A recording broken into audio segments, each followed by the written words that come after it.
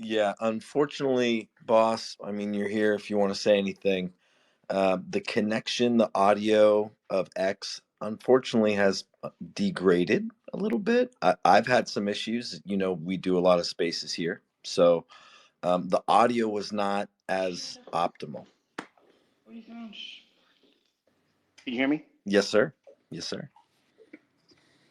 I just want to get a feedback on if I was able to talk about the points about the the narrative, the timing, and the utilization of which liquidity pool under what circumstance. Was I clear in that presentation at that part or That no? was difficult to hear, and honestly, as we convene together as traders, it would be wonderful with the quality of audio that we have now to go over or to reiterate some of the time and the time elements that you were incorporating within, our heart of the community. I think everyone here would be very grateful and appreciative.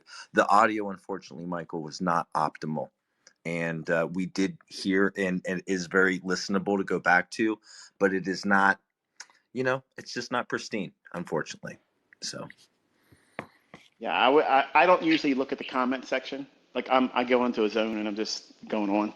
But if I would have known it was, chopping or not delivering as I was hoping it would be, I would have done something differently. But I was in my element and wasn't able to see it. But if if you could allow me to, I'll make a very short, right to the point video with it. But if you guys are here, you got any questions you want to ask me? I got about 10 minutes if you want to have a go at it, or if Kit wants to oh, just oh, oh, jibber oh. jabber. I mean, I would love to talk with you, boss, for real quick. I mean, I heard and I was really excited about listening to it. Was this is it from an old school forum? So I'm an OG guy here, right? So I'm going back to some baby Pips days, okay? If you don't mind, okay? Sure. So some of the young folks here might not know of your community from back in the day. So anyway, amongst your community back in the day within baby Pips, there was two macros that were talked about, one being at 403 to 430, a nascent range in impulse with a distribution off of the 430 price and treating it like a macro. There were two specifically that came out of London in the baby Pips days within your time frame. There was one from 2:33 to 3 o'clock, a 27-minute impulse, and then from 4:03 to 4:30. Myself and a few other ICT OG traders definitely trade this range, but I found it fascinating today your correlation even within your macros and fractal distribution of like the 50-10 and the relationship of the 11 o'clock price with the that original nascent range, we'll say, versus maybe I don't want to call it a reset or almost a retrace of said algorithmic delivery. So I don't know if you could touch upon anything at all within maybe what you were saying there. I heard you mention a time it was like 416. It was a 106-minute range. I think you referenced. Would you mind expounding on that idea, sir? Well, let me briefly state this. During Baby Pips days, and anybody that's been with me for the entirety of me being since at that time to present, I mentioned it several times that I was actually revealing everything from journal to presentation, my exact progress of where I was at, the things I was using that led me to my present understanding and what I am able to employ. So you were getting right directly from journal entries from the 90s being presented in baby pips, encapsulated little portions like breadcrumbs. So they were not refined in the sense that here's what everything is in its final form. It was me slowly. You remember something on Baby Piss? What I did one night, I was literally watching a movie and really wasn't interested because my wife was watching this rom com with me, and I had no interest in this movie. So I was looking at my phone and looking at my computer, and I was thinking to myself, I got an hour more of this movie, and I just can't get into it. So I was looking at Baby Pips, and I saw all these people coming out there all the time saying, this is what you do, this is what you don't do, and it was bullshit, nonsense. So I said, I want to see if I can create another of me. If I put out there in the same timeline everything that led me up to where I am right now, If I put people in the incubator, the test tube, if you will, look at this, focus on this, and do this, do this, do this, do this, and then spoon feed out in incremental delivery of what it is that I went through, could I create that same outcome of ICT 2.0? And so it was kind of a social media experiment on my part. I wanted to see if everybody was given the same things to focus on in the same order that I did, will the results be the same? And honestly, it hasn't been. It hasn't been the same. And that's not a mark against me as a trader, teacher, mentor, or whatever. It's just the circumstances just didn't create the same outcome that it happened for me. So anything that you're asking me about, what it is I taught about, because if you think about it, I don't have any mention of that material. Like I bring nothing to it. I never say go to look at this anymore because that was all infancy of my understanding and learning. So by presenting that to the community on baby pets back then, I'm the same guy right now that I was there and calling highs and lows and doing some of the executions back then. And I was wanting the people that watched that to be inspired to continue to study what it is I was presenting. If you remember, I wasn't really teaching the things I was executing on. I was doing other things because I knew that would be the hook to keep you in there watching, but still going through the process of learning what it was I was bringing out slowly, incrementally. I mean, but So, you very clearly were and have been an outlined fractal delivery, right? And oh time-based yeah, fractal oh delivery. yeah, And that's like what I don't want to say is a false dichotomy, but you've really simplified a very complex concept by presenting it in a very easy way for folks to conceptualize and understand. So the today, fractal delivery is what you've been doing from day one, right? And the yeah, yes, time-based fractal delivery and understanding the correlation between that and seeing those early days and how you've expounded upon that just as a OG, like I said, you know my story, right? Like I found you through, alleys and yeah, CDs and like negotiations with folks of like black market kind of stuff, but that's kind of just what it was. And yeah. finding the internet coming out, and then just how you've evolved within each one of your mentorships, and how it really, in my view, as again an OG listener and follower of you for a long time, that just the way that you've expounded upon time. And anybody that trades with you to some degree is going to understand liquidity, the liquidity paradigm. They can understand market structure if they'd like. They're going to have an opportunity to really delve into what is algorithmic fractal delivery, and the different time frames that you kind of go over, and the kill zones. And I mean, you offer or present an Asian protraction, you offer and present a London protraction, you offer and present a New York protraction. I mean, you very clearly lay out within models through market makers and through your standard deviation theory. At least that's what I resonate with, mate. Like, I just want to say, like, through fractal delivery and what you do, just from one OG student to, a mentor, that's really what resonates with me, and how you've taught over the years and how you've really carried that into even more refined time within fractal delivery. Hmm. That's awesome. I'm glad that's what you specialize in. But as you can see, there's lots of things, and if people You're, don't you're really so resonate with that correct. You're aspect, so correct. it's literally not saying that just because you don't see it that way or have an affinity for that portion of it, that you can't find something that's applicable for your own trading. It's a wide array of things that you can form fit to yourself based on your personality and when you can engage the market price. You're right. That's like the 3D version of all of your teachings, is because it's form fit to an individual's personality, right? Because you have Hmm. so many, I would almost say like a Rubik's cube, or an angle or a fit for a person to find a way to resonate with a model, or even a logic or a paradigm towards how their approach will be within, again, the for me, the overarching theme is algorithmic theory, algorithmic principle, fractal delivery. And those are overarching themes, I think, that are more of an advanced student, maybe someone that has followed you for a long time, aka maybe a charter student, versus someone that might be learning from you today. Well, I will say this by privacy, I can't reveal who I'm referring to, but they know who I'm talking about. I have 7 individual charter members that have gone beyond the scope of what I taught and what I hinted at in a lot of things. But there's only so much I can go without causing personal issues in my life that I don't want to have to deal with. But they have done things in the direction and the little subtle hints that I'll lay down in some of the content. I point to spend time doing something here or start doing something here. I can't get in trouble for that. There's no way that anybody can say, you did, no. But the students have gone beyond that and they have not wrote a book, okay? Javi, I know you probably are listening or will listen to this. This is no dig against you, okay? But I get so many people asking me if the stuff in that man's book is what the algorithm's doing. And again, I just had it again this over the weekend here.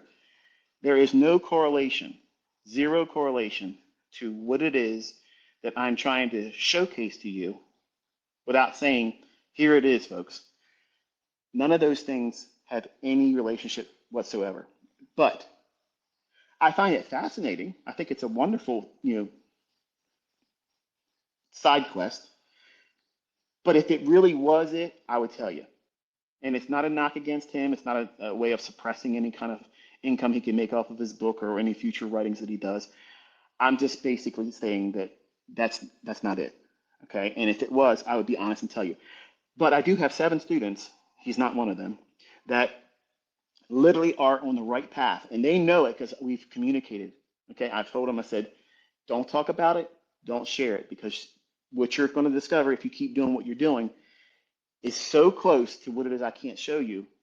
It's too good. It's too good for public consumption. It really is too good. And some of the things that you're doing are very, very close to that. So you're not just simply saying, well, ICT said this, so I'm only going to look there. I'm only going to do what he said there. There's times where I've mentioned and hinted saying, spend time looking at it like this. I did it today in the presentation. I hope it came through when I was talking about the 15-second inside No, of the if you wouldn't 9:30 mind to 11 o'clock in the reiterating morning. that point one more time, mate, I promise you the audience will appreciate the sound quality and you reiterating that point. Pretty please. Sure. Um, if you look at the market on a day-by-day basis between the 9:30 opening bell to 11 o'clock in the morning, always Eastern time, and from a 1-minute perspective, considering the market structure and all of the ebb and flow that's seen on the 1-minute chart, there's a lot of things that are going on inside that 1-minute chart that people can't see. They don't have any understanding of what's going on. And even if you're not someone that's equipped or even inspired to look at those lower time frames because you've seen other people say they're noise or they're too choppy or they're just useless information, that to me is a dumbass cop out, because what's the difference between whether you're watching that price fluctuation on a 5-second chart, 1-second chart, tick chart, 15-minute chart, 51-minute chart, hourly chart? Isn't the same fluctuation from tick to tick the same thing, whether you're looking at it from one time frame to the next? Is the market somehow different? I'm asking, I'm not doing it rhetorically, I'm asking you. No, it's fractal It's the same, it's the delivery. same price. Yes, it's fractal delivery. It's the same price that's being delivered the same way. But when we look at it from a very short time frame, like sub 1 minute, the perspective that the algorithms are referring to, because they're not just keying up on a 15-minute this and that, or an hourly this or that. They're in there firing all day long, buying and selling, buying and selling, buying and selling. And they're trying to capture fluctuations in disparities between price. So if we go in, not under the guise of, I'm going to try to take every potential trade that's available to me. That's not what I'm not trying to inspire that. But what I am trying to tell you is if you spend time between 9:30 in the morning, opening time for equities, to 11 o'clock, it's a very static 90-minute time period. It's not a cycle. It's just a very static portion of price action for the intraday range. If you spend time looking at that and you look for relative equal lows when you're bullish, see them on a 15-second chart. Note when they form. As soon as they form, note the time that it does that. And then how long does it run away above those before it starts to come back down? And when does it run those relative equal lows? By keeping a journal of when those things occur, you're going to start seeing an overlapping of a very specific element that I'm not going to come out and say, here it is, but you will see it. You will see it, it's undeniable, and you will see why I've waited on these live streams and when I'm broadcasting and calling candlestick by candlestick, why I'm not referring to any specific candle that you're questioning me about. It'll be obvious and it will help you understand why the daily candle is creating the lows, the short-term lows, why 1 minute candles get ignored, why fair value gaps stay open, why are other candles more salient to others on a 1 minute, 2 minute, 3 minute, 4 minute, 5 minute basis.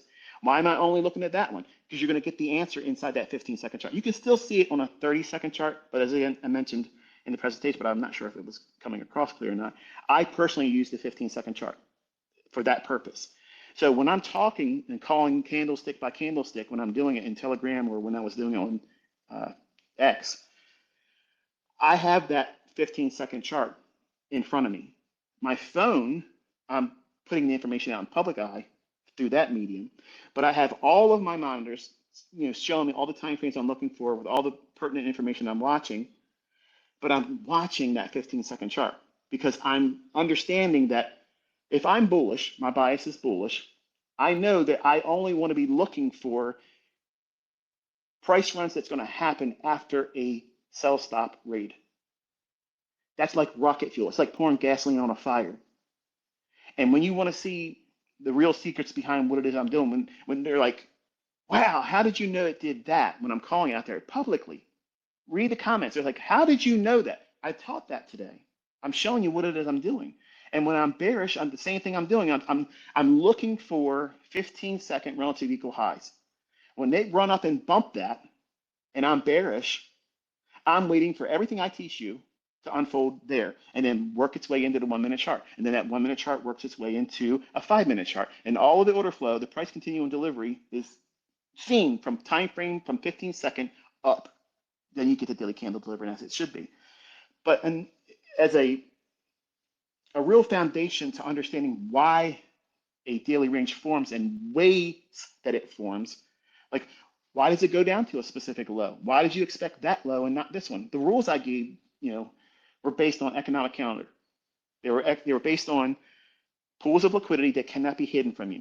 Asian session lows when you're bullish, they're going to go down there when it's a high impact news driver, usually at 9:45 Eastern time or the 10 o'clock news drivers. They really want to wash those individuals out. And they know, especially if the markets rallied from Asia's open at 6 o'clock in the afternoon or evening time, Eastern time, local time, which essentially is the same thing as a restart in equities or index futures at 6 p.m. Eastern time after our 1 hour break. If we see that the market has gone like a 45-degree angle or just continuously moving higher from that period of time, but you have a 9:45 or a 10 o'clock news impact that's going to be high red folder, not medium impact. It's got to be high red folder news. If that occurs, then I'm anticipating those Asian lows, if they're relatively equal, they're going to come all the way down there for them. I'm looking for that. Now, when we use the London lows, a medium impact driver can see that happen. When I'm bullish, I'm looking for the lows below London to be washed out before the price rallies up when I'm bullish. Any other time, any other instance, okay, is when there is no news driver, they can still take it down to London. But it's based on where you're at in the premium to discount portion of the range of where you think the market's going to go to. So as a case study, as an example here, let's say it's Monday's trading and it's 7 o'clock in the morning and there's an absence of any kind of news on a Monday. But we are in the discount portion of a range that you think is going to deliver over the course of 300 to 400 handles. And I'm not saying that number of handles is essential to this being true or not. It just means that whatever your weekly objective is, where you think the weekly range, one single candle for the week, is going to go up to or go down to. In this case, if it's bullish, there's no news on that Monday. I still would anticipate London lows being taken out, especially if they're relatively equal, if I'm bullish. If I'm bearish, I would expect London relative equal highs to be rallied up to, and then the real move comes. So when you have the pre-market session between 7 o'clock in the morning to 9:30 in the morning, okay, those are generally every session always a potential. So without saying, I mean, if it's going to go to London lows or if it's going to go to Asia's lows, it's going to go to the pre-market session lows, right? And that goes without saying. But when do I limit my understanding about entering that trade? What's the green light go to only focusing on whatever the liquidity is that's formed at 7 o'clock or after? It's when I'm in the upper portion of the price run that I think is going to be delivered for the weekly range. So if you understand discount to premium as I teach it, there's very little retracements as you get into the premium side of a price run. So if you know what you're looking for, you're not going to have deep retracements in the upper half because they're not going to allow retail Rick, as I mentioned today, to get a deep discount. They're not going to give them the opportunity to get in. So it's going to have them feeling like they have to chase price. And for people that are disciplined, they let those price runs go because they feel like they're chasing price. In the delivery, when it's below equilibrium of whatever that price run is you think. So what starts the move and what ends the move in a perfect world for the weekly raid on buy side or trading to an inefficiency that's in premium. Whatever that range is that you define for your weekly objective, like I framed it based on what I showed you this week. Once it hit it, I was not interested. Even if non-farm payroll wasn't a factor this week, I would not have traded on Friday because what I opened up the week with wanting to see it delivered to, it delivered. So I have to have boundaries. I have to know this is as far as I'm willing to go in there in this current climate. So knowing which pool of liquidity you're going to be aiming for and why is essential, and it's crucial to be trading with the current present narrative. Knowing how far it's going to go down when you're bullish before it goes higher. Because all of the cleanest price runs, the most ferocious, the most explosive type sustained price runs, always, without fail, will happen after an opposing liquidity raid. When you're bullish, sell stops will be rated, and then it runs. When you're bearish, buy stops will be rated before it drops and runs. So when you can bring all these ingredients together, where your higher time frame weekly chart, you're really bullish, you think it's going to go to an objective. I've been teaching that since I've been teaching as a mentor, how to determine that.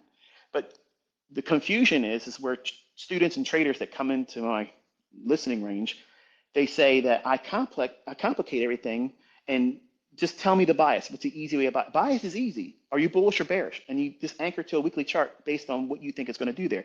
That's an easy thing.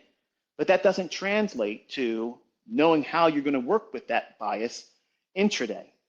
And that's why you get the Goldman Sachs boys that come out there and they'll say, anybody tells you to trade their 1 minute chart, run away from them because they're con artists. Nobody can do it consistently. Nobody. And here we are, a community that consistently fucking does it. So they want to ignore that. They want to pretend it's not there. But I'm telling you, focus on these things, okay? Because like I've done all the time as a mentor, I'm not telling you something just to believe it because I said so. My whole reputation has been built on the fact that this is what I'm telling you to go do. And you will see that in the price action.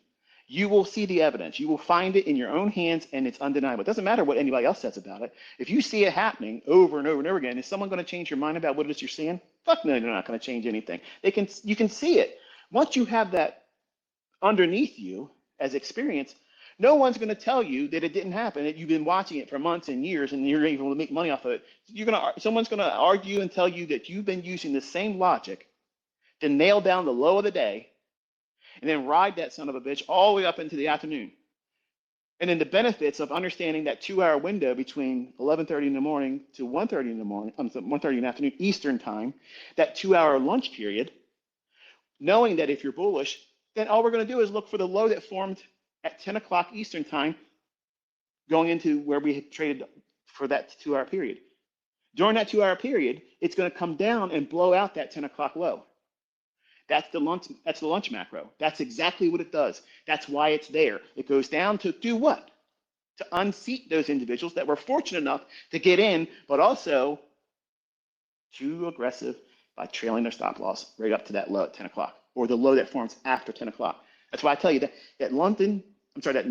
New York lunch window Whatever that 10 o'clock low is when you've been bullish, whether it's going to reverse that day and go lower, or if it's going down to take the stops, that is an easy trade. It's an intraday contrarian setup. So if you have a contrarian perspective, if you're someone that's contrarian that just like to go against the grain, miss the initial move of the day in the morning. Miss it. Intentionally miss it. And then at 11:30, start anticipating a drop down into the low that formed after 10 o'clock. And you will have an 85% likelihood of finding bread every single fucking day. And you don't have to be in the portion of the biggest part of the day. You don't have to be right about this or that. It's easy. How do you get into it? A silver bullet, 1 minute chart, 30-second chart, 15-second chart. They're there every fucking day. They're flawless. Zero, zero instances where it does not form. It's there every fucking day, every day, every day. But the one, as I mentioned this morning, where it's a trending day where it blasts off and it just does not come back. It just keeps going and going and going and going and going. Those days, unless I'm pre-session, in there already, I'm missing those days. I'm missing it, which is the reason why I teach you to spend some time in that 7 o'clock and 9:30, because if you get real comfortable trading pre-market session, those tigers never slip out of your hands. You can grab a hold of their tail, and when they blast off at the opening bell, and it doesn't even worry about the opening range, it doesn't even worry about first presented fair value gap, it doesn't even worry about silver bullet 10 o'clock, it just keeps tearing people's face off, keeps going higher, higher, higher, higher.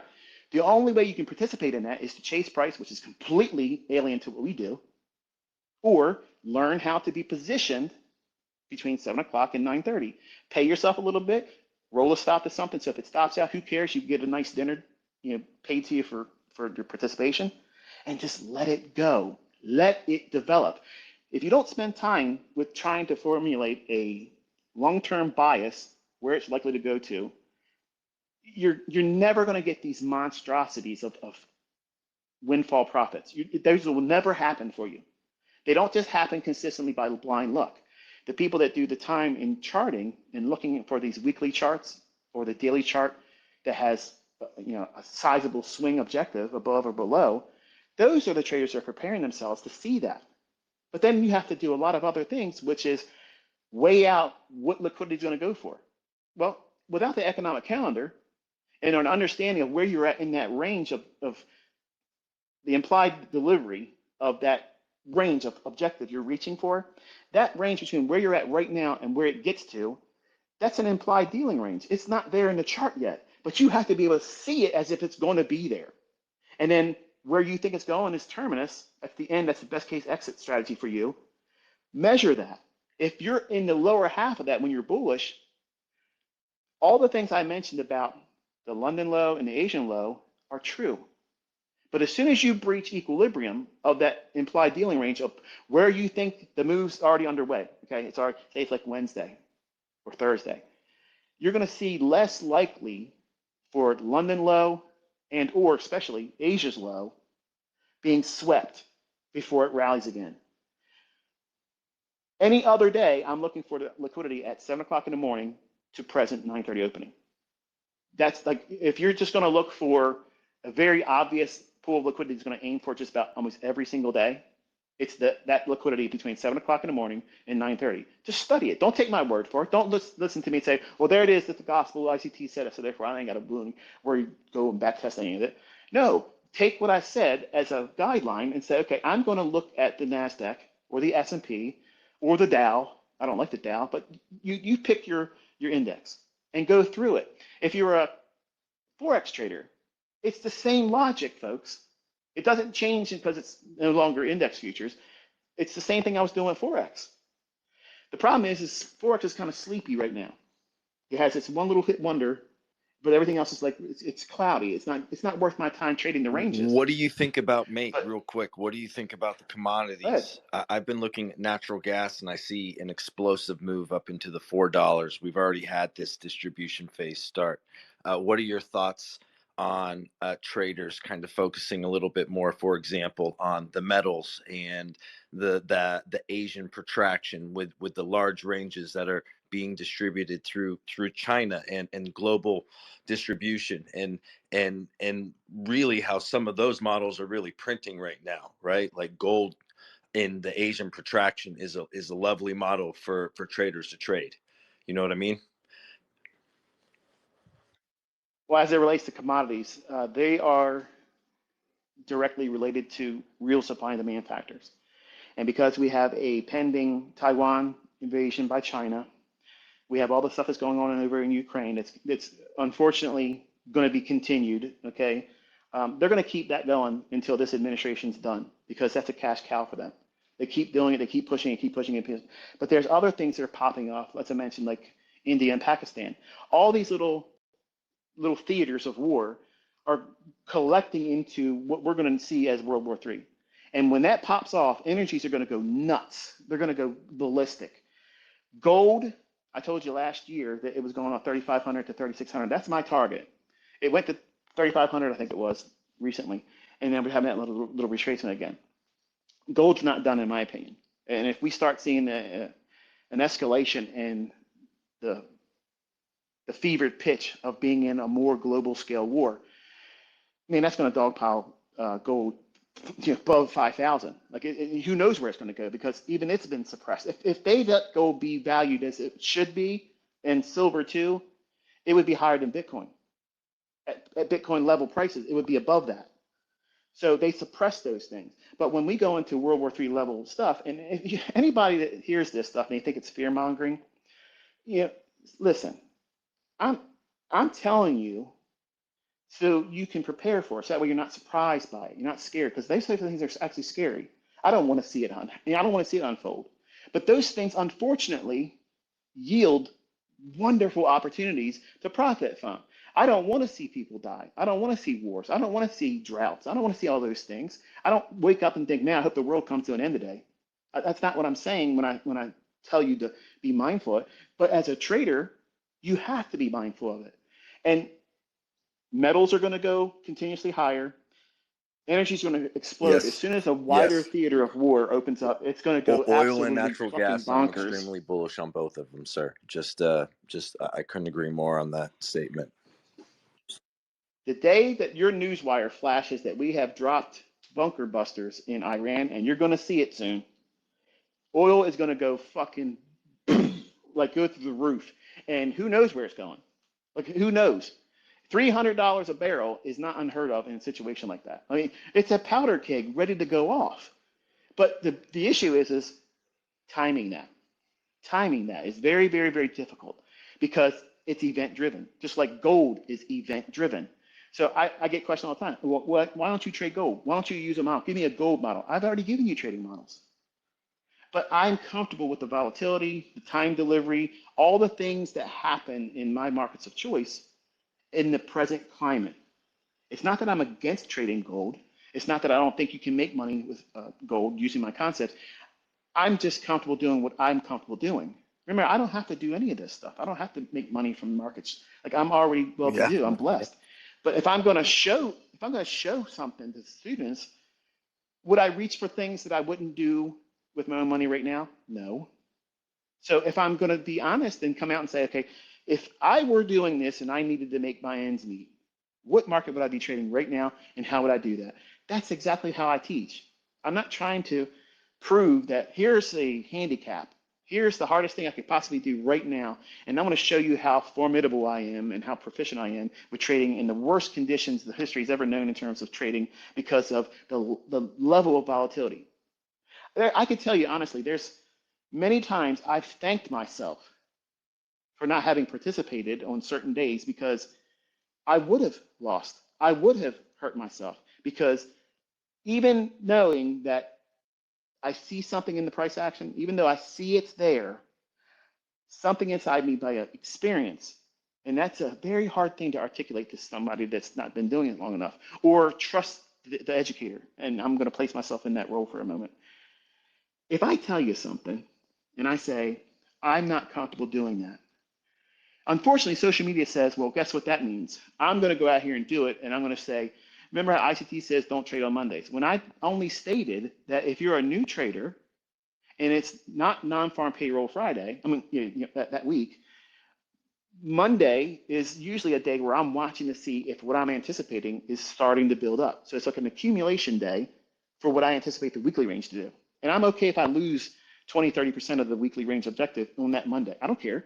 because I know that it's really showing me what I wanted to see is likely to happen. Especially But social media, as you reference students to the NWOG, and as you've introduced that over time as well, like the gap theory that you've introduced, mate, it has been so spectacular for someone who might be a newer trader in some of your earlier content where they might not have had a model towards the trade that early part of the week. With the NWOG and your introduction of these models in latter parts of your mentorship, then you're really opening up that trader to apply the model to that said range, right? And I personally love that. Like the NWOGs are so important for draws on liquidity and then early parts of the week within reference towards Friday's range and or the gap formed, right? Especially on non-news catalysts within liquidity injection, right? I would like for you when we're done listening to this old man talk a little bit. I would like to hear others here if they've noticed a new arena of opportunities in intraday trading when they employ the new day opening gap and or the new week opening gap. When we're in 20 to 30 handles in proximity to either one of them, and we can see that the structure of the market has changed to afford a retracement, they're like no-brainer trades. Like they're literally like they're just saying, "Hey, look, you got some free money over here. You want this?" And there's a lot of these types of setups that I let go because I'm waiting for something else. It's a bigger magnitude move or something I'm trying to teach for that particular session or that week I'm trying to focus on. But I let them go all day long, all the time. But I would love to know if the listeners here are able to see or have they've noted a increase exponentially in the level of opportunities that they see now by having that on their chart, because I'm convinced that if they spent any time doing it, it has afforded them more opportunities than they ever noticed before. Feedback from the community, it's being requested, so speaker tag is there, it's available. We're going to go through, we're going to cycle through some folks. We want to hear Sir, from can you. I say I raised the Calm hand down, I'll first? call you Mr. Illiquidity. Do not interrupt. All right, there's a method in order to how we do these things around here. Pretty please put yourself on mute. Thank you. We will call upon you per person. You have an opportunity to describe what Michael is requesting, and then pretty please keep it short and sweet so we can get feedback from the community, which is what Michael is requesting. Okay, so go ahead and mute yourself, Mr. Liquidity. Thank you. And Alex, you're up first. First of all, good morning. Good morning, every day. Good morning, buddy. We can hear you loud and clear. It's a nice I hear here. I can't. Yeah. Okay, wait. can't I'm hear not him. sure we can hear you, buddy. Can you hear me? Can you double check? Start over, please. Yeah, we can hear you. If you have a Bluetooth, turn it off, everybody. Speak in the microphone of your phone, or make sure that you're eliminating outside noises. Pretty please. Can you hear Anyway, me? please, Alex. Yes, sir. We can hear you. Nice. First of all, I want to say thank you to Michael. To ICT, who was really what he thought, what he said. He's really saved my life. He saved my life from a lot of things. I learned his concepts. I was being day and night learning all he taught there, and I was be day and night taking notes, backtesting and watching it, because I was back in the days. I remember when I started trading the trading was very hard for me, and you know, How are you mapping and utilizing these ranges, my friend? I love you. Yeah. Yeah, Kitt, can Yes, I sir. just say something real quick? Yes, sir. So When folks come forward, you don't need to spend. Your connection has lost. I appreciate your respect and all that, but you don't need to say all that. It's needless. You can do that in a post to me. So I don't want to act like a celebrity. I don't want you to treat me like a celebrity. We're just having a conversation. Real talk. Just as he said within the space that I did here, was that you really were enjoying how you were able to deliver a message to folks, just like you were sitting in the living room, like you did in the 90s. Like it was just a regular conversation as an OG mentor being able to connect with folks and get their feedback, as this is what this opportunity is. Pretty please, if you are afforded the opportunity to speak, it's not about lauding him with praise. It's about having a regular conversation. And we're really, right now, we're trying to talk about price. We're really talking about some very good mentorship details with folks that want to understand these concepts. So pretty please, let's stay focused as a community with what is being asked of us. And that is to map out and provide feedback on what the mentor has provided as far as open ranges and opportunities in which to execute in current content within current market conditions. So again, pretty please, Alex, one more time. I'm coming at you, brother. Then we're coming to Focus next, and then Sam.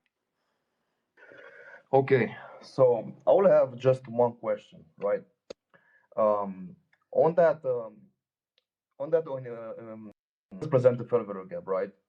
After we sweep a low, for example, we sweep a low on that range, 930 to watch that new window. When you measure that 90-minute window, right? I really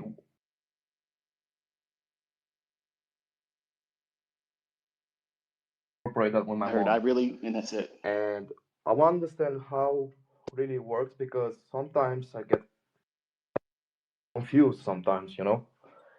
So whether it's going to invert the size of the range, or you measuring the tick of the first presentation fair value gap, are you noting if there's a SIBI or a BISI, details maybe someone, a more advanced student, might have for the mentor. But a question nonetheless, Michael, is I think he's trying to understand more or less how to maneuver around the first pres.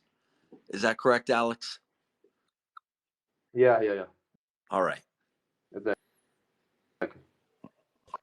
If you don't mind, Michael, I know you presented this stuff in the past, and we as your students understand there are levels of understanding within your presentation of knowledge. I didn't hear a smooth presentation of what he was specifically asking for, so I don't even Right. know how to address what he asked. So Fair enough. give him another chance to say it, though, because I don't want him to feel like, because we opened up with him saying, "Don't talk Yeah, to me." that's fair, bro. Right on, mate. I think he appreciates the opportunity. So, Alex, pretty please, if you don't mind, would you restate your question for Michael?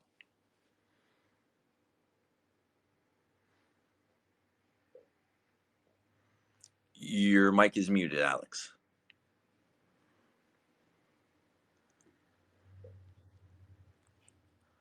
We're going to come back to Alex. We're going to keep it going, keep it flowing. That's what we're here. Yeah, give him another chance. We got him. Please. He'll unmute his mic and he can step back up whenever he likes. If the speaker tag kind of stays mute, then you there, buddy?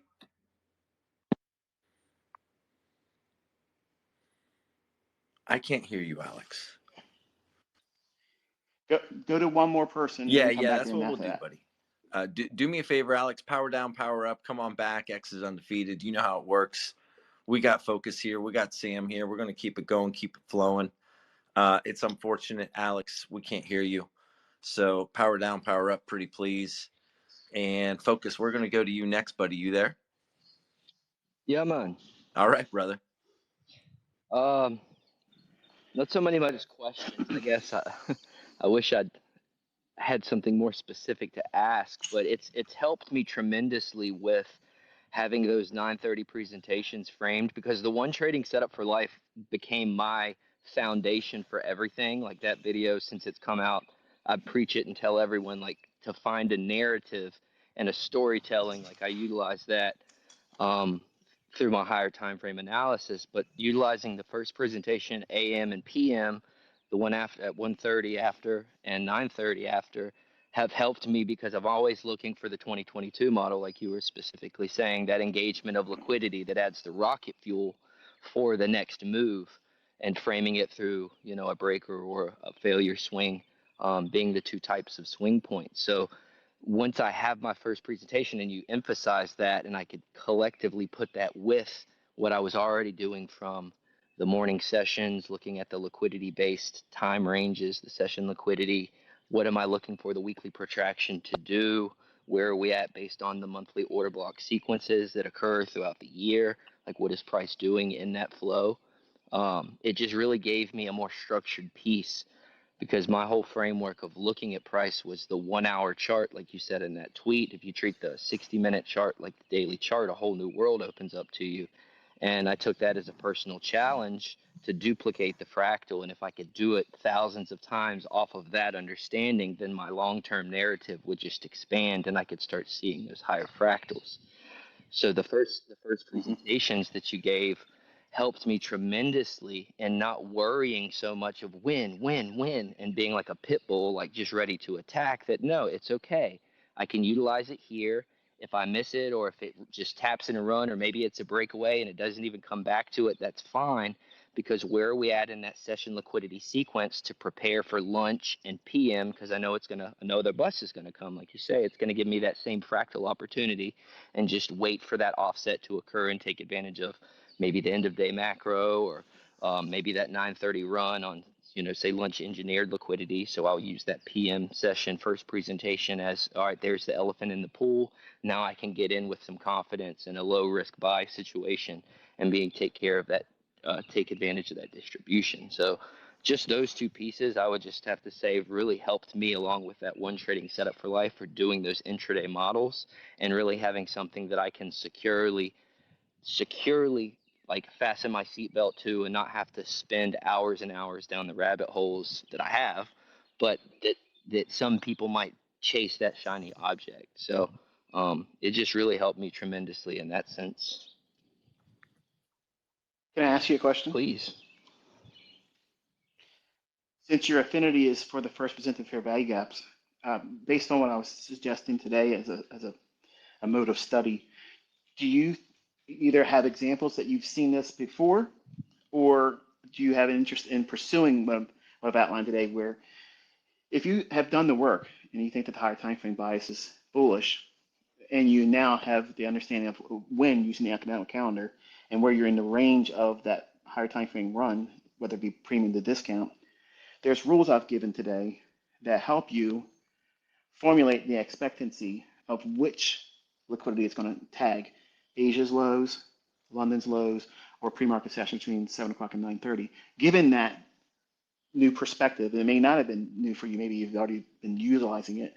It's never not the first time I've mentioned how to use the inversion fair value aspects of first presented fair value gap.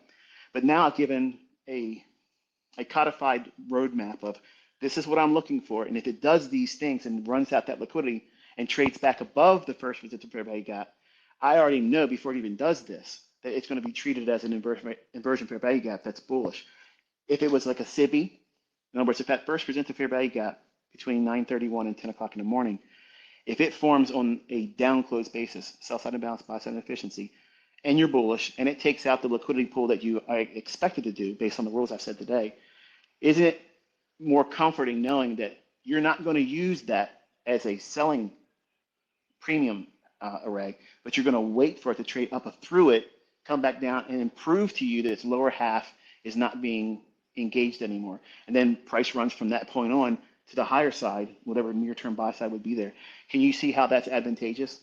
Yes, sir, 100%. Because from that perspective and seeing it happen, knowing that that can be the entry model in itself, I can start framing immediately from when I see lower time frame liquidity engaged, an inside bar accumulation occurs, the rejection block, and those 1 minute candles start printing, creating that narrative that I'm already in position to, I don't want to say assume, but in position to take advantage of that inversion opportunity. So it helps me not only be able to say, okay, this is a low risk buy opportunity, or where I want to see price ticket and run, as you say, stay in the upper portion of that, not fill it, so to speak. But it allows me also to gauge my awareness of being able to read that candle by candle by candle situation, which is helping build my confidence as well. I liked what you said in regards to having something to fasten yourself to, because that's actually a really good choice of words, because when you don't know what you're looking for, you just know there's gaps, there's fair value gaps, there's all these things that, there are buzzwords in our community and things that we use. But you're feeling like, which one am I going to use? Which one is the market going to use today? And by having a very specific one that you're looking for within a time based window, within 9:30 to 10 o'clock, we're waiting for that first one to form. But now when we add to it, it should act as one characteristic or another. So if it's bullish, your bias is at, and you know that the best runs occur after liquidity's been taken, it really is a good analogy. It's a really good way to fasten yourself to your chair. Don't run around the room acting crazy, trying to feel like you got to chase everything. You're waiting for a very specific event. And that in itself, until you start practicing with that perspective and using that, implementing it daily, you won't fully appreciate the level of grounding it does, where your mind's not racing. You're not worried about what you're going to miss. You know what you're looking for. You're not being distracted by other stuff. When that happens and then you engage and it delivers, that confidence goes through the roof. Your focus is limited to what you're only looking for and nothing else. And I thought that was actually a good choice of words by using the analogy of a seatbelt. Yeah, that's someone who's risk adverse. It was really a journey of me venturing, and still is a journey of me venturing into that discomfort. So finding something like you very well put that you could lean on to say, okay, this is where I'm at, and let that uncertainty kind of dissipate, because it's the one thing besides risk that I can say, this is where I'm at, and this is my line in the sand. This is how I'm reading it. Yeah. And allow the difficult feelings that I'm going to have to manage, go through. But I've already done the hard work on the trade aspect. Like, all that's done. So now I could just sit here and manage my feelings, let the stop do its job, and, just continue to read price as it moves along.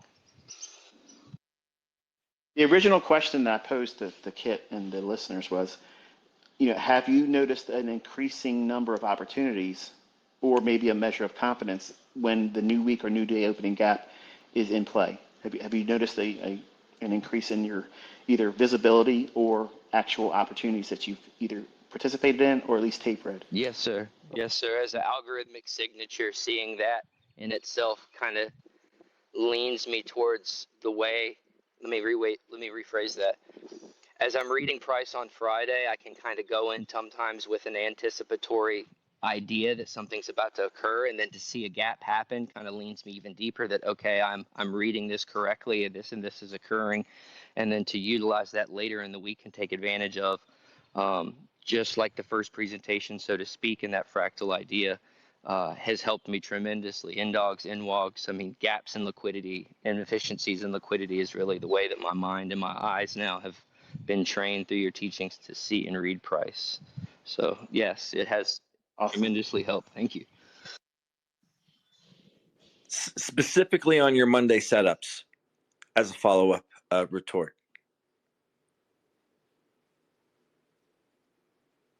Focus. Oh, sorry, that was towards me. Yes, sir. Yes, sir. Specifically towards the Monday setups, like I'm always looking back, like at what's previously been done. So it's looking at what weekly range am I looking to occur. Like, I'll just kind of give a broad example here.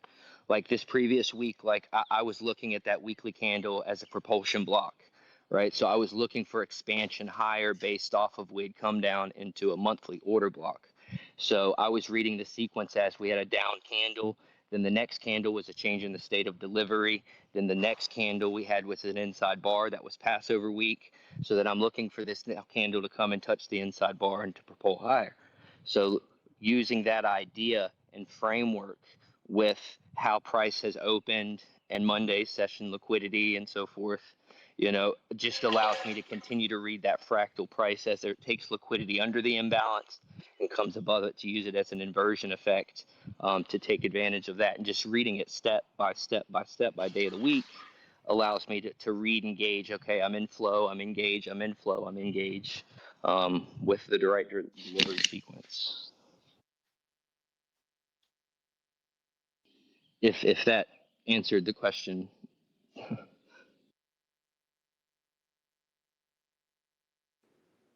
Beautifully.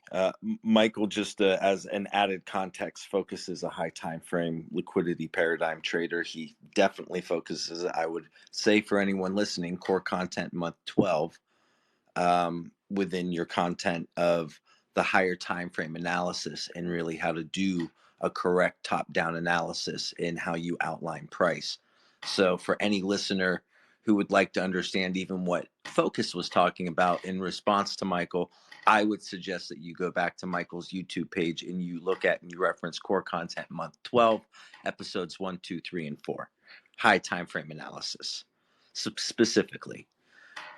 So, Michael, I just wanted to add that as a repository. We'll continue the conversation. We got a couple hands up. Want to follow back up with Alex, and then we'll hear from Trades Don't Lie, a charter student as well. We got some hands up here. Alex, we're following back up with you, buddy, with the original question. All right, so I hope you can hear me, guys. Yes, I believe we can. Michael, you can hear him, right? All right, good. Yep, everything's good. Okay, so all right. I really what my question was, because I have my own model, right? I form my own model. I watch the window to 11.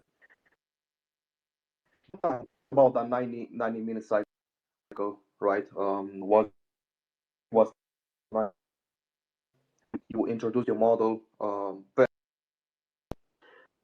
I was just ask, how do I know exactly where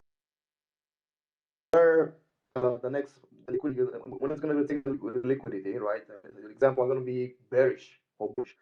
Let's say I'm going to be bearish, right? How am I going to know if that exact high, maybe Are you kind of referencing, high, Alex? Are you referencing the 7:30 to 9 o'clock 90-minute range? What range are you referencing that you're cycling? Is that coming from the open price? Are you referencing the 9:30 to 11 o'clock price referenced earlier? Yeah, because he's the model Venom, right? And I liked how he watched the 90. I think the 9 window, right? It was like 8 o'clock to 9:30, if I'm not wrong. To do it, and I saw that he used that entry, right?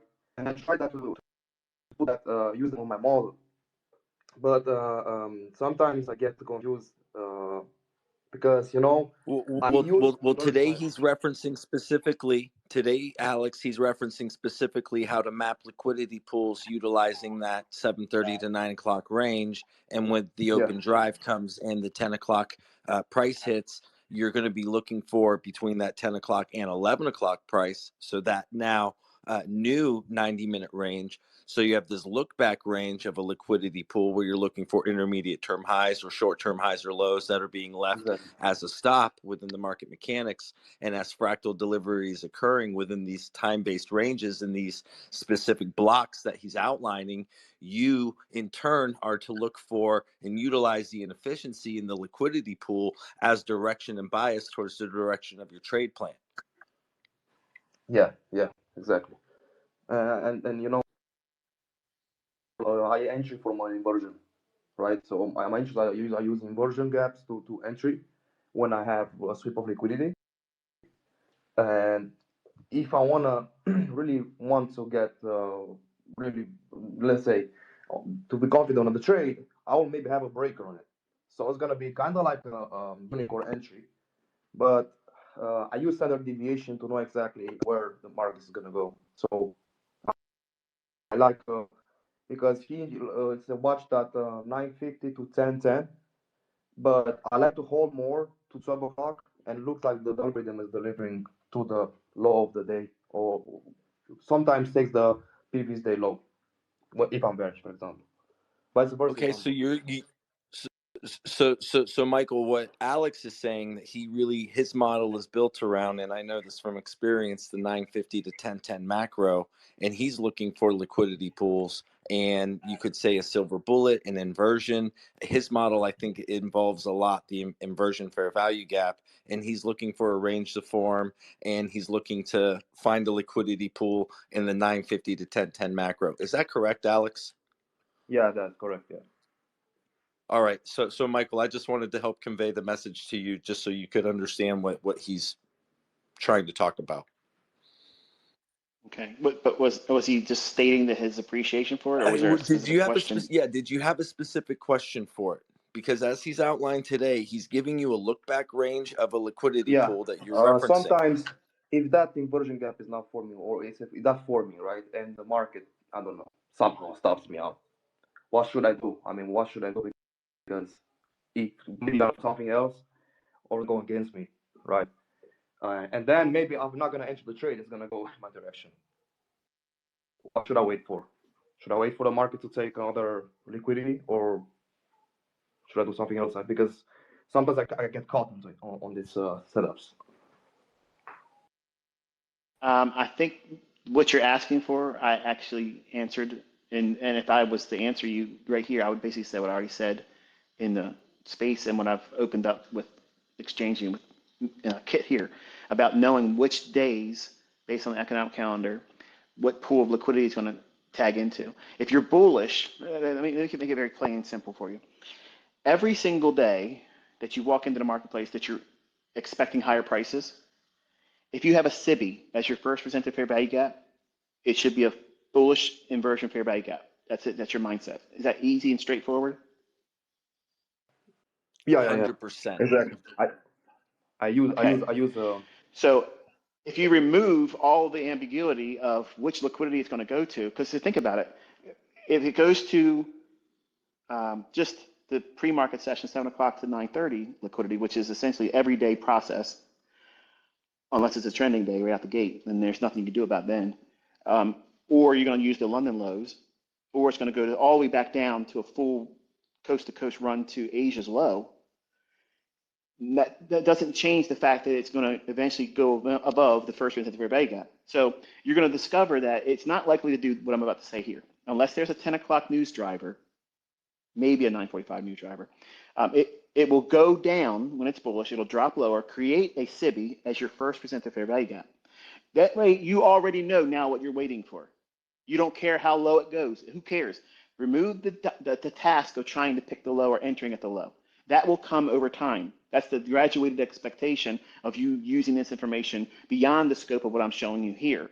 Just giving you a foundation going in saying, okay, I'm bullish. I want the first presented fair value gap to be a SIBI. That's how I go into the day every day. I'm looking for that. Now, if it goes in and presents itself as a BISI, no problem.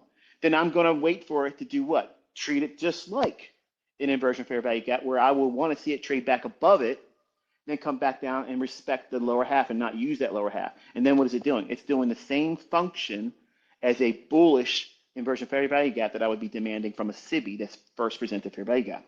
You don't worry about what liquidity it's going to go to until it does it. That's the first step as a trader learning under me is you don't need to know what liquidity it's going to run for to try to enter under it like a turtle soup. You didn't mention turtle soup one time that I could hear. You mentioned first presented fair value gap. And the easiest ground entry technique using them is simply let the market take whatever liquidity it wants. Then once it trades above it, trade it accordingly.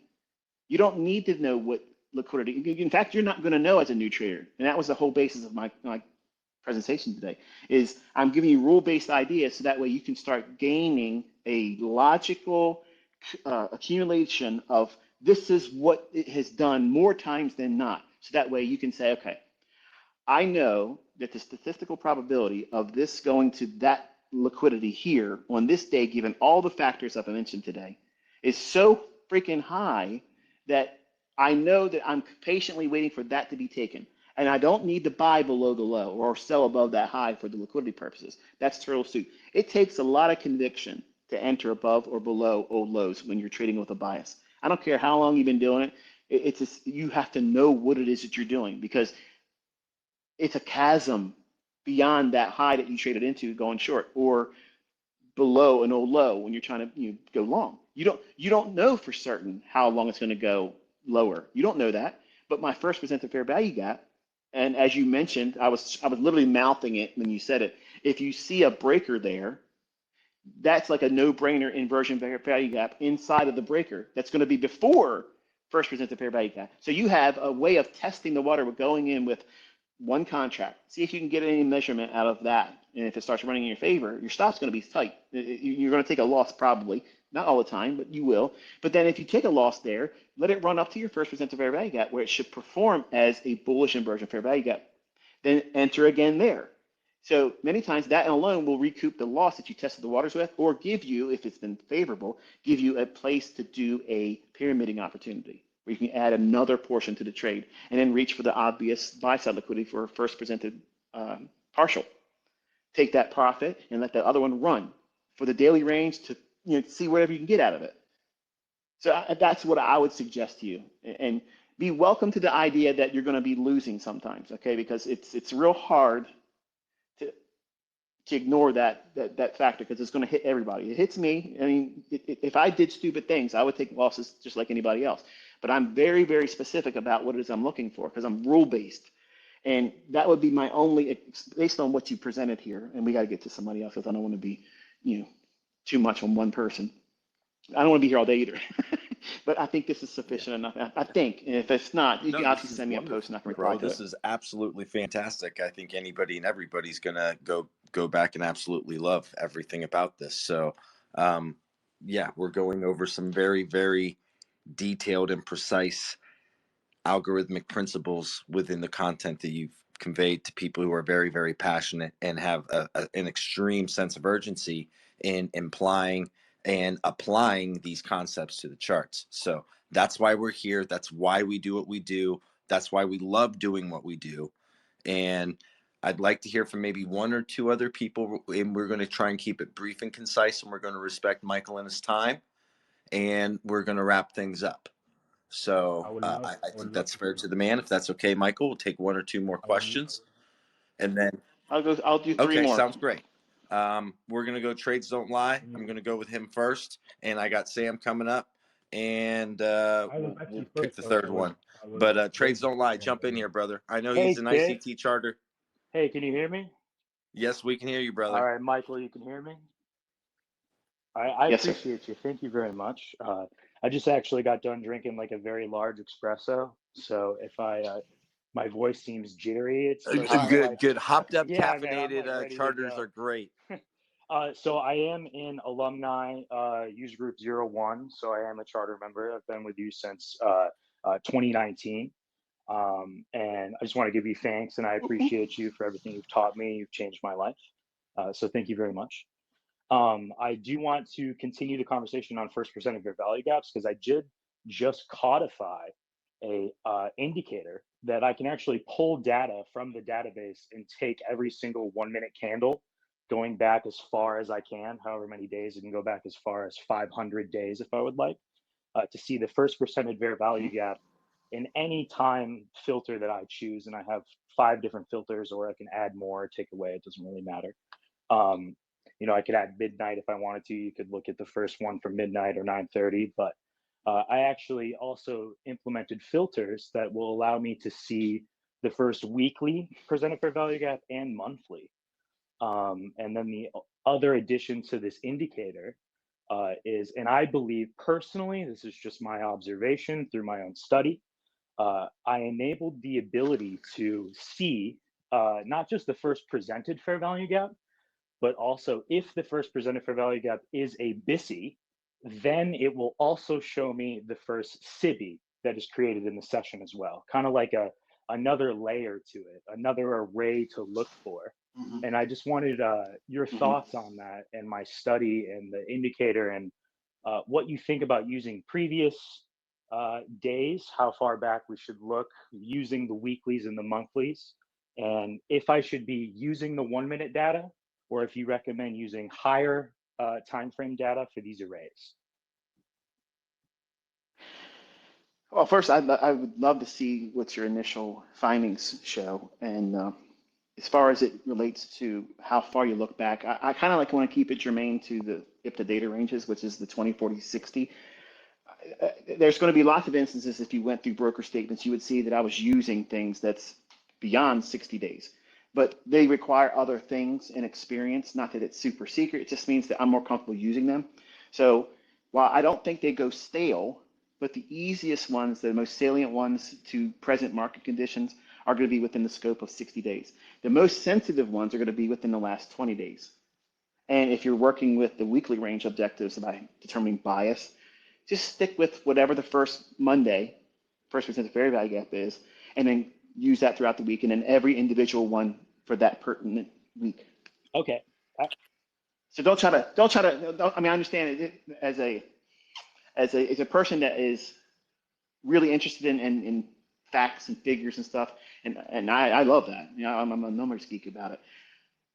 Don't don't drown it out and remove the purity that the opportunity of you using a tool like this will yield to you, because you can drown it with all kinds of stuff, and if you torture the data enough, it's going to submit to anything. So if you use the simplest rules of saying, okay, what's the pertinent value of first presented value of the week, and then every individual day by day throughout the week itself that you're on, and then go back 20 days. Do the majority of your initial research with just the last 20 days look back. I'm interested in seeing what your figures Yeah, reflect in I that. will definitely look through that. I have a quick follow-up question to that. The term or idea of mitigation, Michael, as in how often Mm-hmm. Price has printed and or revisited a given array.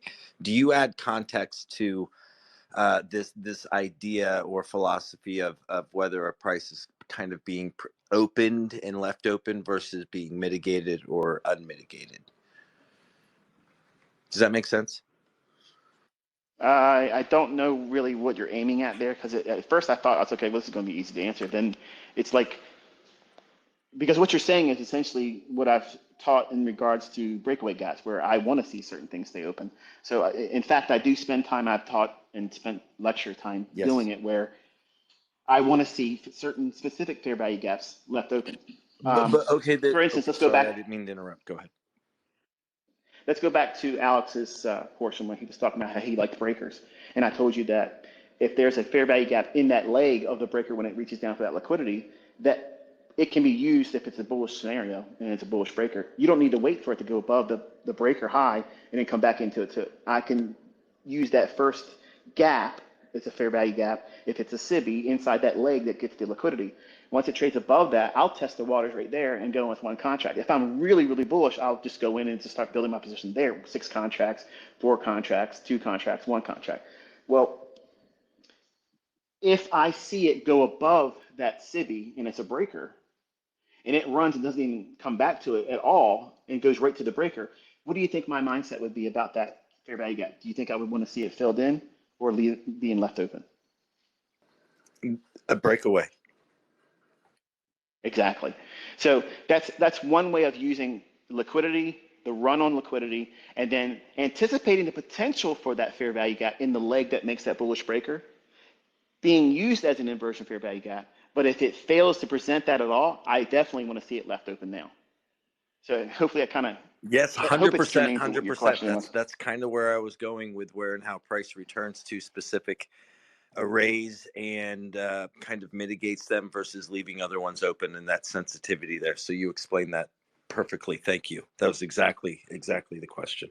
Yeah, the way that my mind worked with when you asked the mitigation question was thinking of, the inverse, the things that are left open, right? And my mind immediately went to regular trading hours gaps and how we track them, and it leaves an open part and it didn't fill the gap all the way, and then how we can use that later in time as a draw on liquidity, being like quote unquote, Mm-hmm. we call it naked, leaving it open, like, we need to put some clothes on. Mm-hmm. That is the joke that we have. But yeah, That again, I'm kind of asking. This is kind of a concept that I built on from your teachings. So I'm asking more personally and inquiring as far as this idea of a array forming versus it being priced back to or not, and or it being opened and or left for future strategic liquidity runs or inefficiencies for latter parts of latter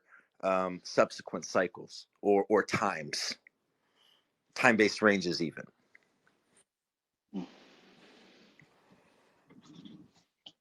but yeah, I appreciate you. I just wanted to ask questions about the first presented fair value gap indicator, and I will try to not use 100 days worth of data, because it does get a little messy and a little noisy, and we like to keep our charts clean. And I appreciate you saying, if you twist the data so much, it's going to conform, right? So even though I might be seeing Mm-hmm. turning points, and body closures exactly on arrays from very far out, it might just be coincidence, or it might just be torturing the data a little. Um, I would go so far as to say it's yeah, coincidence, but it is going to be something that it's going to be hard to fashion a rhyme or reason how and why you would use that one at any given time. That's kind of like the only thing that I'm agreeing with by saying beyond 60 days, there's things that we have never addressed in the teachings that I've presented that would ever allow for you to have a quote unquote model to employ for that given yeah, circumstance. You know absolutely. what I'm saying? So while I will use an old one like that when it fits what I'm looking for, a listener or a student of mine, I would not expect them to have any affinity for something past 60 days because there's no necessity for it. I mean, you have a universe that's rich with all the opportunities that anyone would ever want just in the last 20 days, let alone go into the full spectrum of 60 days look back. So just kind of like keep that in mind because then it'll be a lot more rewarding for you because it'll fit everything I've already taught and it'll dovetail nicely. I have data what I've done with very similar things. There's a lot of things I have already automated. Like I don't need to be in front of the charts and do these things. I can just turn it on and it just does it. So I'm interested to see if your data is germane to what it is I've seen in my own Awesome. work. Yeah, I will. I'm going to gather more data for sure. Yeah, and then the only other question, and then I'll let someone else go, is it's definitely, I would think that it's worth identifying not just the first BISI, but also the first SIBI. I mean, to me, it's just so beautiful to codify and see both Mm-hmm. of those arrays, because logically, as a charter student, that's how I would perceive you seeing it. I would, there's, Well, I'll come out and say I'll tell you. You are talking about a PD array that I've never released, but it's there's something to it. When you see the very first percent fair value gap, whatever it is, whatever the contrary is to that, the very first formation of that, it's useful Thank information. you, I'll just sir. go I there. appreciate you. And yeah, I'm gonna hit the study books. And Kit, I'm gonna let someone else take over. Thank you guys very much. It wouldn't be Trader Roundup if it were not a little extra saucy, Michael. Okay, so it definitely seems a little saucy in the room. Okay, so yeah, we love it. We love it. We love it. We heard from Trades Don't Lie. My boy Pippi. I'd be remiss not to bring him up. We've got one more speaker, and Sam. It'll go Sam then Pippi is how we'll probably finish the day off. I got Neil here too. Much love, much respect. We are gonna limit our speakers. We are wrapping up. We've got two more of three per the request of Michael. Sam, you want to jump in here? You Yeah, were legitimately up next, I yeah, think. thank you, man. Because really, I don't get a chance to speak to ICT often, and when I do, I have to sift through my mind just to figure out what question to ask him in the first place. Because he explains so much every day for us. And I literally, I'm a student from 2016. I started off in Okay. London a very very long time ago, and we found your account on Baby Pips, and like everyone started talking about order blocks. Everyone in London started talking about order blocks in 2016 when ICT came out on Baby Pips. It was the most amazing thing. And from there, we started growing as a community. And I still have his whole 2016 mentorship logged in Google Drive. It's still there. So I have his old stuff. So, like, when I look at his new stuff, all I look at is refinement of what he's been saying for years. You know, it's just Yes. refinement. Do, So do you have anything salient? when I ask him, what I want to really ask him is, um, as a student that's been observing the market since that time, I noticed how, like, I started off in forex, and now I really just trade gold. I don't care about anything else. I don't care about money that much anyway. So, uh, what Can I ask your frequency of trade when you're trading gold? I'm a part-time trader. Like, I'll take like a $500 and max out the account with one trade. If it goes through, it goes through. And with your method, it's so accurate. I don't falter. No, I what don't I'm falter if you with don't with the 500 being lost. I've got like my accounts that are I'm not trading. I'm into real estate in Africa. That's my main business with my mother. But if I may, my question was is what is the level of frequency? How often do you try to assume a trade or engage gold? like I said, okay, I was gonna go into that. I'm ADHD autistic. I'm sorry. Yes, I'm my, sorry. my personality doesn't allow me to be in the markets as frequent as everyone else. The way I saw you max out like you did 5,000 to I think it was $5,000 to 3 million in a space of, Mm-hmm. I think it was like, it was so short a time that we actually got into an argument. Couple It months. was once upon a time, and we actually got into an argument online, and I said it's impossible that you did it because for my personality, I get too excited. I don't know how to focus and be that accurate with my trading because I know the information. It's just like my mind jumbles up when I saw you do it, and I guess for me that personality I can't achieve that. And like I love what you said when you first started out as a teacher. You said be a sniper, cherry pick, Mm-hmm. find that one thing in the week that matches your personality and you take it. That's what in my mind I became a sniper that day. I don't want to take Mm-hmm. every trade. I can literally wait the whole month and catch one sweet trade that's set up that just it keeps you eating with your bills and everything is paid for with that one trade. That's how I approach it now. I don't look in the markets and I don't want to be there every single time because my personality doesn't allow me to. I get too excited. My edge runs hot and I think I'm invincible. I hate that about myself. As a trader, I absolutely hate the fact that I get too excited about the money that I'm making and I start imagining what I can do with the money. So I limit myself. I tell myself, I just want to pay bills. I don't want to be that guy that makes 3 million in a month and says, fuck it, let's go to Vegas. Because you can't fucking do that. You can make that 3 million and fucking go to Vegas and have a fear and self-loathing for the next 3 months. I have that weird personality. I love adventure. I see lions a lot. I see hyenas a lot. Like the wilderness for me is better because it's quieter. But you see, with money, you're tempted to do the stupid things with money. And for me, it's all about the stupid things you do in between those good trades. And for me, it's difficult because I come from a neighborhood, where people flashed money and were drug dealing. I come from a bad neighborhood. Mm-hmm. I was in London. Yeah, you had two choices: listen to ICT or sell crack. So That's a choice, isn't it? you've got two choices in London. I mean, London is a financial capital. You have two choices when you go into school. You either become a tradesman, you do electricity or whatever, like electrician or whatever, or you trade stocks, or you struggle. You have no choice in that area. So I come from that. I was hungry when I saw ICT in 2016. I was like, this is it. And one thing I want to ask him when I really look into his work, when he says he's not going to teach you anything, he can't, because what he's doing is refinement, and refinement is literally a lifelong task. It's like chess. Chess started off so simple. It made Paul Morphy look like a genius, but now we have Magnus. You understand? And we have computers alongside Magnus. So like chess is even to a point where it's nearly solved. It's getting boring now. I mean, you find the Okay, moves you're better. losing me, buddy. But like it's one of them ones now where you have to understand something. Where obviously I'm ADHD autistic, so like when I talk, I No, I rant and got I you. I'm go just trying over. to reel you back So in here. We yeah, got some folks here. I'm just yeah. trying to reel What I you want to back ask in. what I want to ask is where in terms of refinement, like we went from looking at just the high of the week, low of the week is going on Tuesday, because I remember the old stuff. In terms of refinement, now we're looking at new weekly open.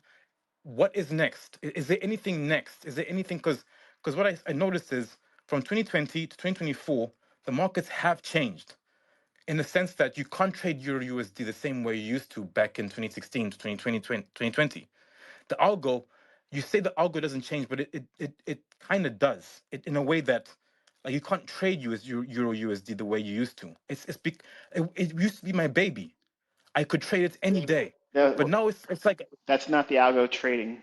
I mean, that's not the algos changing. It's the state of delivery, and from a macro perspective, that's changed for a period of time. yeah. It's the state of vol. Think about what's happened, in well Thank you, the thank you, last thank you. Let five me let me let years. me get off now. Let me get off. The I mean, we went through COVID. They shut down the entire world. They disrupted global commerce. They they wrecked the minds and peace of mind of nearly everyone that was believing all that horse shit. So we are still getting through all of the damage that was done psychologically to a lot of people. And a lot of big firms don't exist anymore. A lot of brokerage firms were harmed in that. Traders were harmed in that. So it's not that they changed the algorithm, they disrupted. This was kind of like what I was warning. In 2016, I used to do Twitter Spaces, and I talked about how they were going to use Trump. They were going to let him in, and he was going to be the fall guy. They're going to let him build this collection of people that swore an allegiance to this man who has no experience doing what he's doing, but he's a businessman. And since the American continent and country is a corporation, and everyone that's born and given a social security number is a slave to that corporation, they are forced to work and give their money and proceeds to this corporation, or they have the experience of losing their freedom, okay, or be penalized. This whole thing from 2016's conversation has been an unfolding of everything I've outlined. And we're in the latter stages of that. They have something that works. This algorithm is absolutely like mind control to speculators.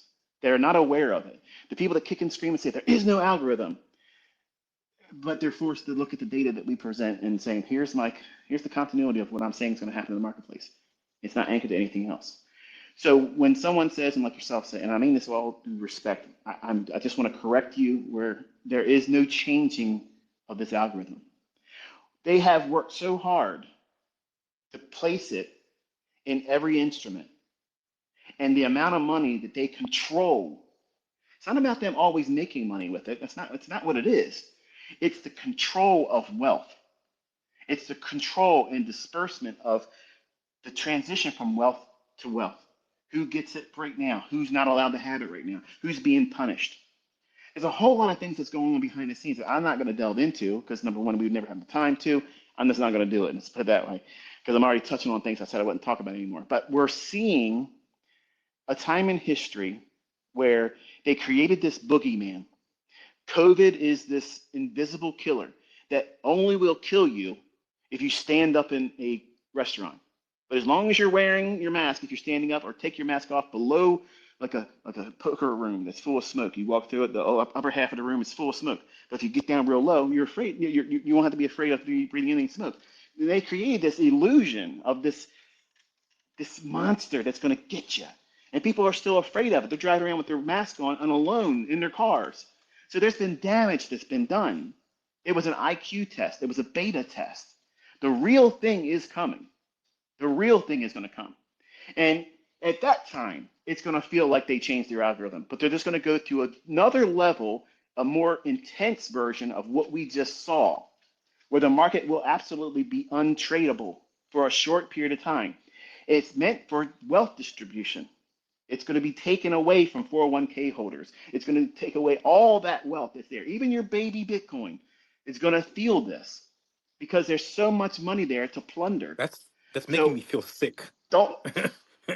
Well, you shouldn't feel sick. You shouldn't feel sick because, number one, the average person doesn't see it coming.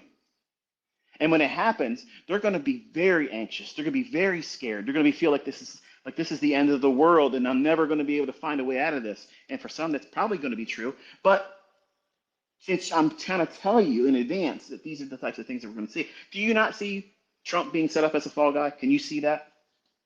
Like, he's doing all these things, but we haven't seen any of the lists. Let's not even get political. We haven't really. Let's not do that. No. I want to tap into this for a second because we turned that leaf over. So let me just talk a little bit about it. I don't want to get you in trouble.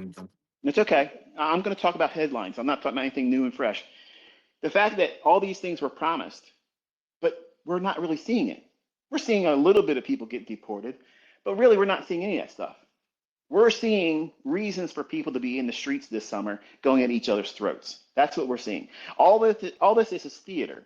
So when you see the reverberations from all these things, and it translates into market volatility, when it becomes unsafe to go out there and go into stores and shop, and commerce starts to dip because of that, they're going to come up with all these narratives that saying this is why it's happening, and this is why it's going to happen. It's going to get worse. It's going to get worse.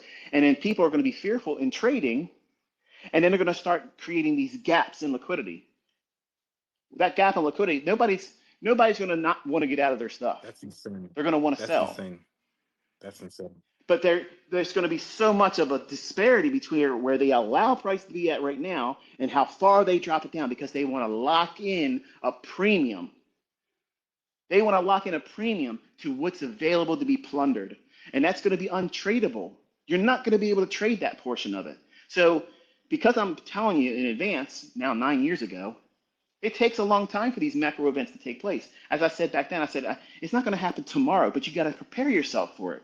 And here we're at, his swan song. He's in his second term, and he went in promising a lot of stuff, and he's not delivering on very much. And I'm telling you that we're going to see another example of extreme volatility in the marketplace. And it will be jarring, it will be unsettling. But let's be fair, okay? You said that you're trying to work with $500 and you're trading gold. Gold, to me, is an event-driven market. I don't think it should be traded every single day. Personally, it doesn't fit my personality. And that's why I was interested in asking you, what was your frequency of trade? How often do you take a trade in it? And my next question would have been, and we don't have to answer it, but you can send it to me in a post, like, what is the model that you trade when you're trading gold? Because I'm always interested in see how my students use it for that particular market. But gold's going to be... No, I'm Michael, sorry. I have someone, to your point, who is extremely successful, who has a very, very good model for your specific point, your question. I would like to bring him in, and I would like him to convey your exact point right now of seeing a student apply your concepts to gold and to an Asian range, if you don't mind, to build on your point as we're wrapping things up. So, Can I finish what I was saying about because I want to make sure that the listeners understand that there's no changing of an algorithm. They have worked very, very hard to make this as hands-off as possible. And they only intervene when it's advantageous for them on the very short term. So nothing has changed. Everything I'm expecting to see in price, and I'm showing it, by coming and telling you exactly what's going to happen, telling you that it's going to use this very particular fair value. I did it last week. I'm sorry. I told you. For saying it's changed. I would rather call it evolution rather than change. I will call it evolution. And I wanted to know the underlying factors for that evolution, and you've outlined them now. So thank you very much. Evolution still change, and I don't believe in evolution. Yeah. So the point is that nothing has changed. There's been periods of disruption in the past. It's just been a larger magnitude of it just recently, but there's always been this scheduled disruption, and it's always like 100 years. It always happens. We've had just look back over the history. Completely understood. I understand now. But understand, I'm not trying to correct you for the sake of correcting you and punish you. I'm not punishing you. I want to make sure that the other listeners, because so many times I get this emailed to me all the time. Are you afraid that you're going to become the new retail logic and they're going to change your algorithm? No, because to say that is somehow they're going to find a way to prevent people from placing a buy stop above old highs. What's the chances of that happening? How can they prevent anyone from keeping an interest in placing a buy stop above a single high or relative equal highs? There's nothing they can do to stop people from having the impulse, because that's what people believe is safe when they go short. Same thing said when you look at an old low or relative equal lows. How are they going to stop or discourage the interest of placing? Because we do it now. We've been doing it for years publicly, attacking relative equal lows. You would think people would catch on and stop putting stop losses below and above those relative equal highs, but they still do it. Why? Because they're following tainted water. The logic behind all that stuff is permeated in this industry through books, through educators that regurgitate all that stuff. And as long as those things remain true, liquidity is an unchangeable thing. It's a factor that will not be changed.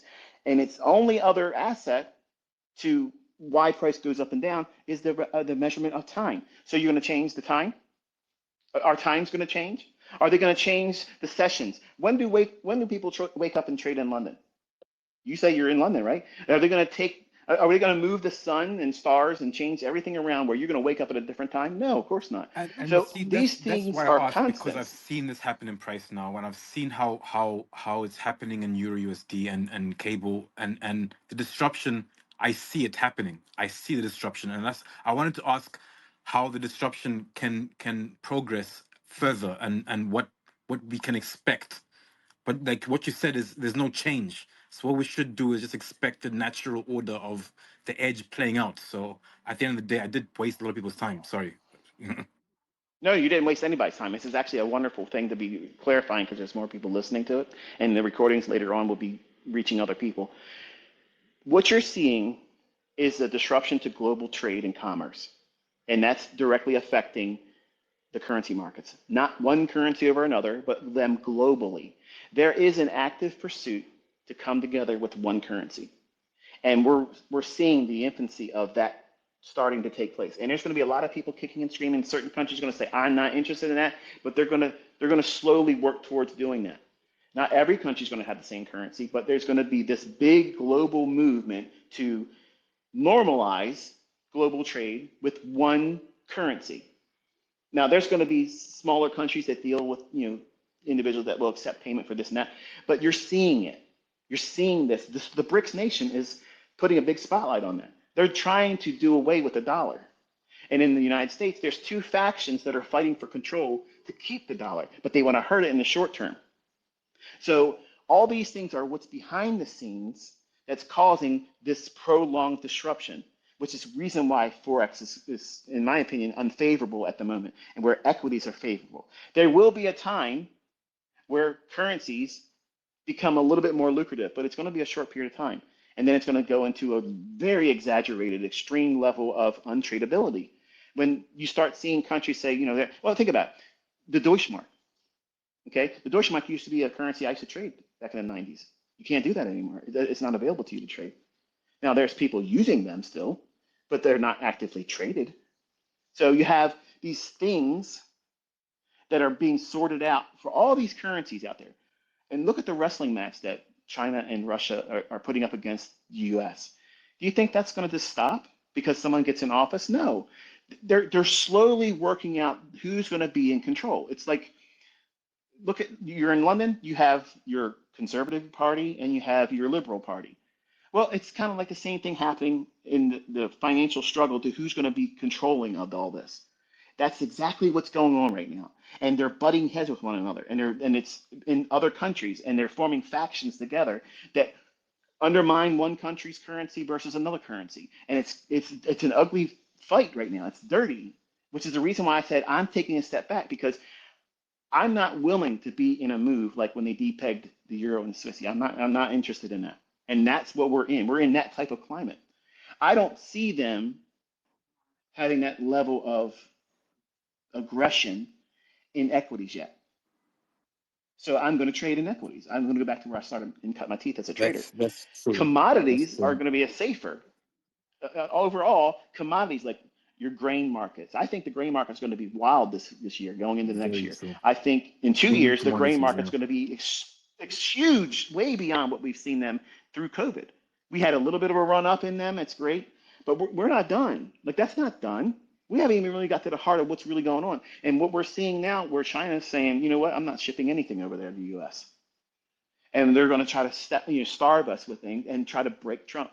China is willing to break their own country and its own citizens. Okay, you think they're going to be, helpful to us when they have something to be on the line? Their image, they're being punked by the United States president. You're going to do this or else. Well, China's going to be like, look, you haven't seen how we treat our own kids, and you think we're going to be nicer to you? We're already being punished. So why should we not just pull out all the stop and say, you're going to come to the table on our terms?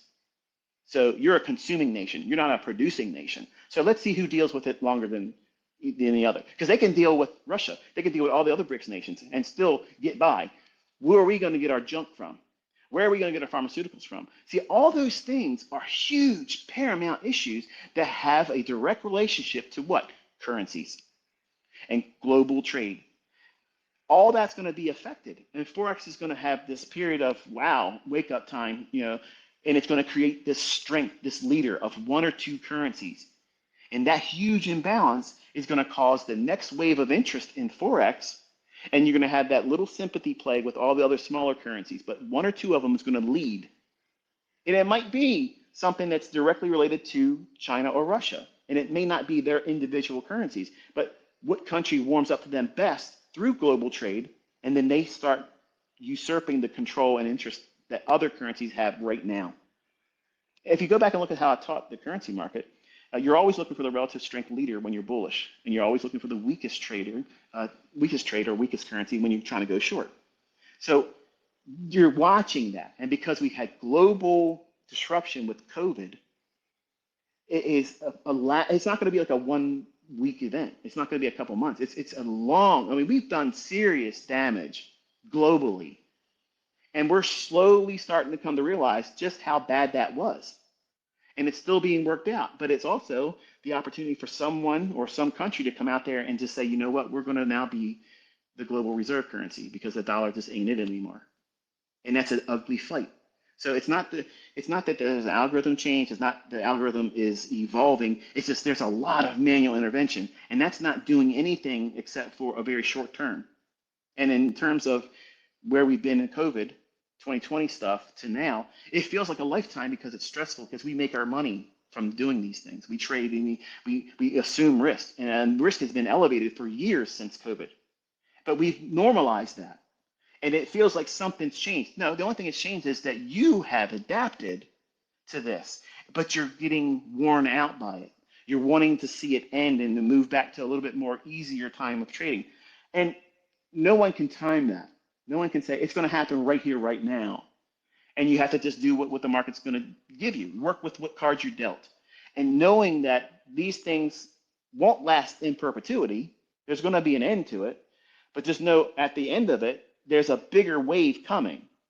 We have not left that portion of the conversation. That's still in the offing. It's looming. And that's not a fear mongering. That's not any kind of fear porn. It's just the realities, folks. And if you prepare yourself mentally for this thing to happen like this, you're not going to be surprised by it. And you can take a step back from risk, where everybody else will be like, wow, this is the time to trade. No, it won't be, because you're going to get crushed. The next big one, the big event, is going to be untradeable. And if you're caught offside, it's going to undo you. And if you think that you can chase it and do other things with it, like it's not going to pan out like you think it is. It's meant to completely melt down everything. Everything's going to drop. Gold is going to drop. Everything. But the only thing that's going to go up is real commodities, because that's the grocery store of the world. Those things are going to go through the roof because people need to eat. People need supplies. They need the energies to run whatever it is they're providing for their community, their service, their electric, the heating, the services. All these people need to live. And there's no reason to be trading NASDAQ futures except for greed. There's no reason to trade Eurodollar except for greed. That's assigned to that. It's a greed. Commodities, food, and real staples that make the world go round, they are always going to have a value. And when things are hard to get, where do you think the value is going to go? Exceedingly high. There's no limit to where they're going to go. And this stuff that's going on in Iran, India, and Pakistan, all of these little side quests and little proxy wars that are happening, they're going to all of a sudden jump into your headlines one day, and it's all going to be like, this is the side I'm on, this is the side I'm on. And then shit's going to hit the fan. Energy's going to go through the roof, orbit, like past moon, like we're in another solar system. Metals are going to go through the roof because everybody's going to be like, I need to be in something tangible. Your Bitcoin bullshit, all that crypto stuff, they're going to melt down, crazy meltdown. Because you can't go to the grocery store and say, here, let me give you this Bitcoin on a wallet I can't access because the grid's down. You're shit out of luck. You're shit out of luck. The pawn stores and all these metal dealers, they're not going to buy or sell none of it when it's going on. You don't realize that this is what we're in that stage of this.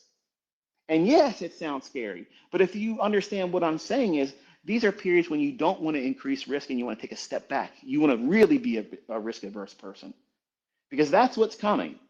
And if you haven't paid attention to what I said in 2016, and everything I've said has lined up, boom, boom, boom, boom, boom, boom, boom, you're about to see the real act. You're about to see that stuff.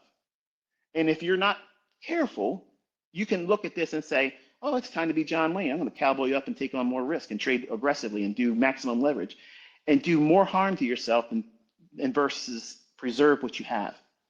Be diligent about not risking anything then. I don't know how long it'll be. I don't know when it's going to start, but I'm preparing you to be expecting something like that. And if you can't look around the geopolitical scene and see how all this stuff is trying to make sure you forget what they lied to us about in 2020, what they've done to us, not just in America, everywhere. They've put things in people's bodies that should have never been put there. And for the people that were smart enough to say, I ain't having that shit go inside me, believe me, there ain't nobody that did not take that shot that's saying, I wish I would have done that now. But there's a whole lot of people. I've lost friends and family that are no longer here because their brain hemorrhaged, their heart expanded, and blew out just like that 2 days after taking that garbage. And people know it. There's a lot of people that know about this stuff, and they're pissed off. And so how do you make it go away? Let's create a world war. Let's create a mental breakdown with everybody seeing everything go to shit. That's what you're seeing. That's not an algorithm changing. That's manipulation. They're changing the storyline and the headline so that way they keep you constantly barking up the wrong tree and not remembering what they just did to us. That's what's really going on. That's the real story. That's the real narrative. And how long it takes for them to do that until people stop talking about it, because still people, I'm doing it now. I'm talking about it. You know, I lost friends and family. I watched them go to the grave. They're gone. Healthy people,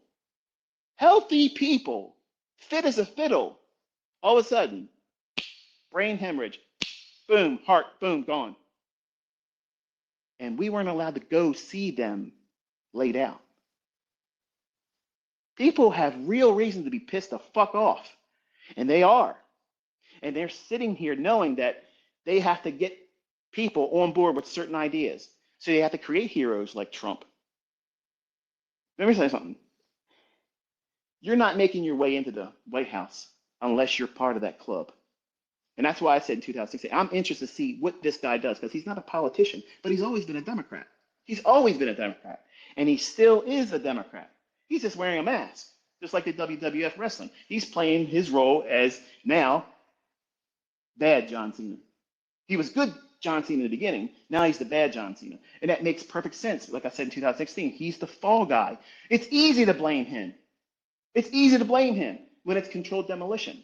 They're all doing this on purpose. And you don't realize it until you step back and say, you know what? I don't want to call myself a Republican. I don't want to call myself a Democrat. I don't want to call myself an independent. I just want to look at this as a realist. What the fuck is going on here? Because none of this shit's getting sorted out. And we're constantly being lied to. We're being led down the primrose lane. We're getting ushered into wars that nobody wants to be a fucking part of. And we're feeding this conglomerate that falls right back into the hands of politicians and people like them in DC, all around the world. Millions of dollars being pumped to them, our tax dollars, and other countries. This is going on in other countries too. It ain't just America. Wait till you find out in your nation this shit's going on there too. How did we just swing from going from, hey, look at this, you know, Biden fucked this around, he gave all this money to Ukraine, and they're doing this and they're doing that, and then you got Trump saying, we're going to stop all this bullshit. Now we're threatening, we're going to give more money. We're going to give more bullshit the taxpayer fucking pays for. Why are we doing that? Because it's meant to piss people off. And if you're smart, if you're intelligent, you're not going to buy into that bullshit.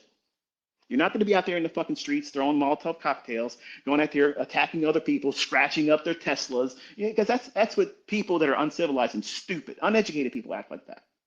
But that same response mechanism, that humanistic response, that's what you're about to see in the markets.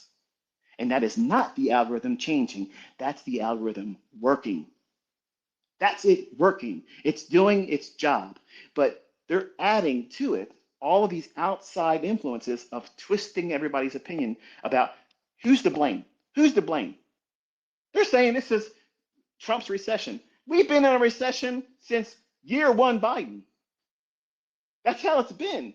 But you don't want to call it that because they have to keep their side believing that they're the right side. And the MAGA people are the crazy people. Now the MAGA people are waking up saying, what the hell's going on here? What is Trump doing here? What is he doing? And they hold on to this little sliver of thread of feeling like they did the right thing in history. Well, at least we don't have Kamala Harris. You have the same team regardless. That's it. You have the backup pitcher right now. The same team's playing. They just put another pitcher in there. And he changed teams mid-story. He showed you who he really is. That's what's going on right now. And people are waking up to it, and they're thinking, this is some bullshit here. And when the rest of the world comes in agreement with that, they're like, you know what? This guy Should not be there. He's making all the poorest decisions. Now, I know some of you that are Trumpers right now that listen to me and saying, shut the fuck up, you asshole. You don't even vote. You're right, because I ain't stupid. I ain't fucking stupid. I am aware of this facade, this illusion of choice. And I've made fun of it in the past, but we're in a different storyline now, folks. This is it. The whole shebang is about to pop off. And if you don't see it coming, you're going to be reckless with your money. You're going to be reckless with your purchasing. You should not be out there buying fucking Lamborghinis. You know what you should be doing? Solidifying where you're going to get clean water, how you're going to prepare your family members, your children if you have them, to weather these type of stuff. Look how expensive shit is. Look how expensive things are. And if this war accelerates and we see $300 fucking barrel oil, what do you think it's going to cost you to put gas in your car? You ain't going a fucking place. You're going to lose your life being outside somewhere in your car because they're going to fucking take your car just to get the gas out of it. How's that? How's that make you feel? Does that make you feel like I'm going to take some more leverage and go 15 contracts in my prop firm account? Fuck no, it doesn't. It's sobering because this is the kind of shit that we're teetering on. That doesn't mean clam up and do nothing. Doesn't mean be fearful and go in your bedroom and hide your head under a pillow. It doesn't mean that at all. I'm just saying, hey, look, pay attention, because this is where we're at economically. This is where we're at geopolitically. This is where we're at. They have a lot of things that make us be distracted. The Epstein list, the Diddy list, the bullshit that we did, the COVID stuff. They let these people off the hook that poisoned you. Oh, we're going to take the food coloring out of all the foods now. But you got 17 months or whatever it is they give you. Motherfucker, are you telling me that you're saying that this has got to come out of the food right now, but keep selling it for over a year? They're kicking the can down the road. This is the people that's in charge. And they weren't elected. They were not elected to do these things. These Bilderberg motherfuckers, they come around here. Nobody put them in positions. They didn't vote for them. World Economic Forum people, World Health Organization. These people are unelected. And they're not even fucking doctors. And you're believing them, and other people are defending them, and they're getting off scot-fucking free doing the shit that they've done to people. If you can't see that all this stuff is a distraction to make you forget about what they fucking did to every one of us, what they stole from us, what they fucking kept us from. They told you can't see your fucking sick relative as they're dying. You can't visit them in the fucking hospital. You can't bury them. You can't fucking see anybody. Wear a fucking diaper on your face and shut the fuck up. That's exactly what they conditioned. Half of the fucking world population still believes that bullshit. It's coming again. It's coming again. The real one. This was a beta test. When they drop that real shit and people start falling out, the last thing you're going to be worried about is how many contracts you can trade in NASDAQ or how far gold's going to go up or down. You're going to be mind fucked. And most people don't even see it coming because they're so drunk on money right now. Money ain't shit. Money is nothing. It's a distraction. It's a tool for people that know how to use it and master it. But you probably feel like you got a pretty good situation right now with your 401k. I mentioned this in 2016. I said that that's the last bastion for them to plunder because there ain't a fucking stitch one of gold in Fort Knox. Why ain't we find out what we got there? Because it ain't there. There ain't no fucking gold in Fort Knox. There ain't no fucking gold there. We had other countries say, hey, I want our gold back. You know, we told them, nope, you ain't getting it. What the hell? You tell your fucking friend, your best friend, hey, look, can you hold on to this $10,000 for me? I don't want to put it in my bank account because my spouse might spend it. Sure, man, I got you. You give it to him. You come back a week later. Say, listen, thanks, man. I'm glad I could trust you. Can I get my money back? No. What the hell is that? That's a backstabbing. That's what you have seen if you've been paying attention. We've done that to other countries. We've done that. England has done it too. Yep. How long do you think that kind of shit goes on before somebody says, you know what? We're going to punish you. We're going to cost you. And right now, the war is people. That's the artillery of choice.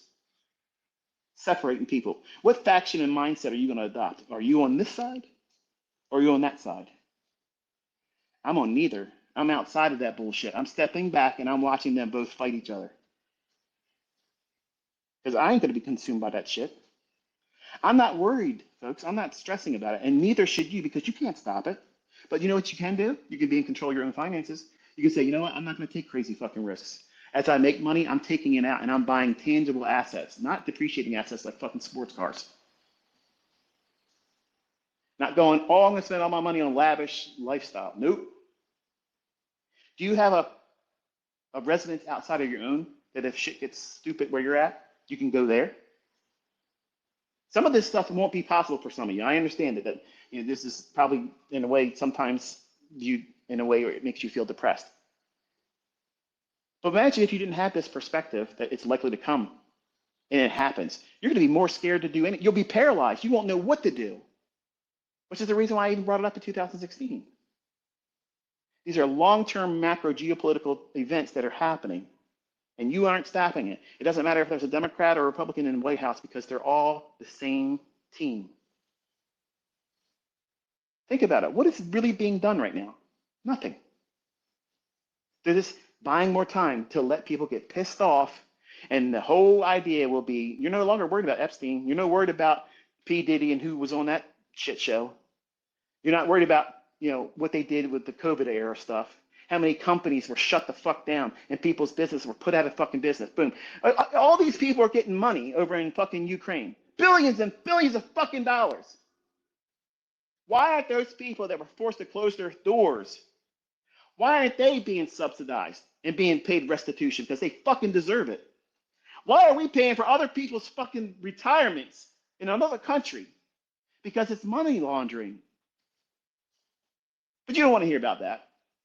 You want to hear, give me a buy signal, how to find low risk trades.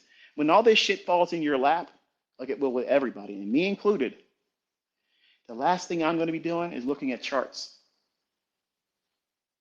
That's the last thing I'm going to be doing. But while we have time to do it, and we can, we should. But don't lose sight that we are in some shit, man. We are in some fruity shit. And it's about to go ape shit out there. Like the people are going to lose their minds. Look at them. They can't afford anything right now. And this motherfucker is saying, we're going to do tariffs. Great. Then kill the fucking income tax. Nope, we're not going to do that. Oh. So we're getting double dicked. No lube. No reach around. That's exactly what's happening too. That's exactly what's fucking coming on. We're paying the fucking tariff. And we're keeping the income tax where it is.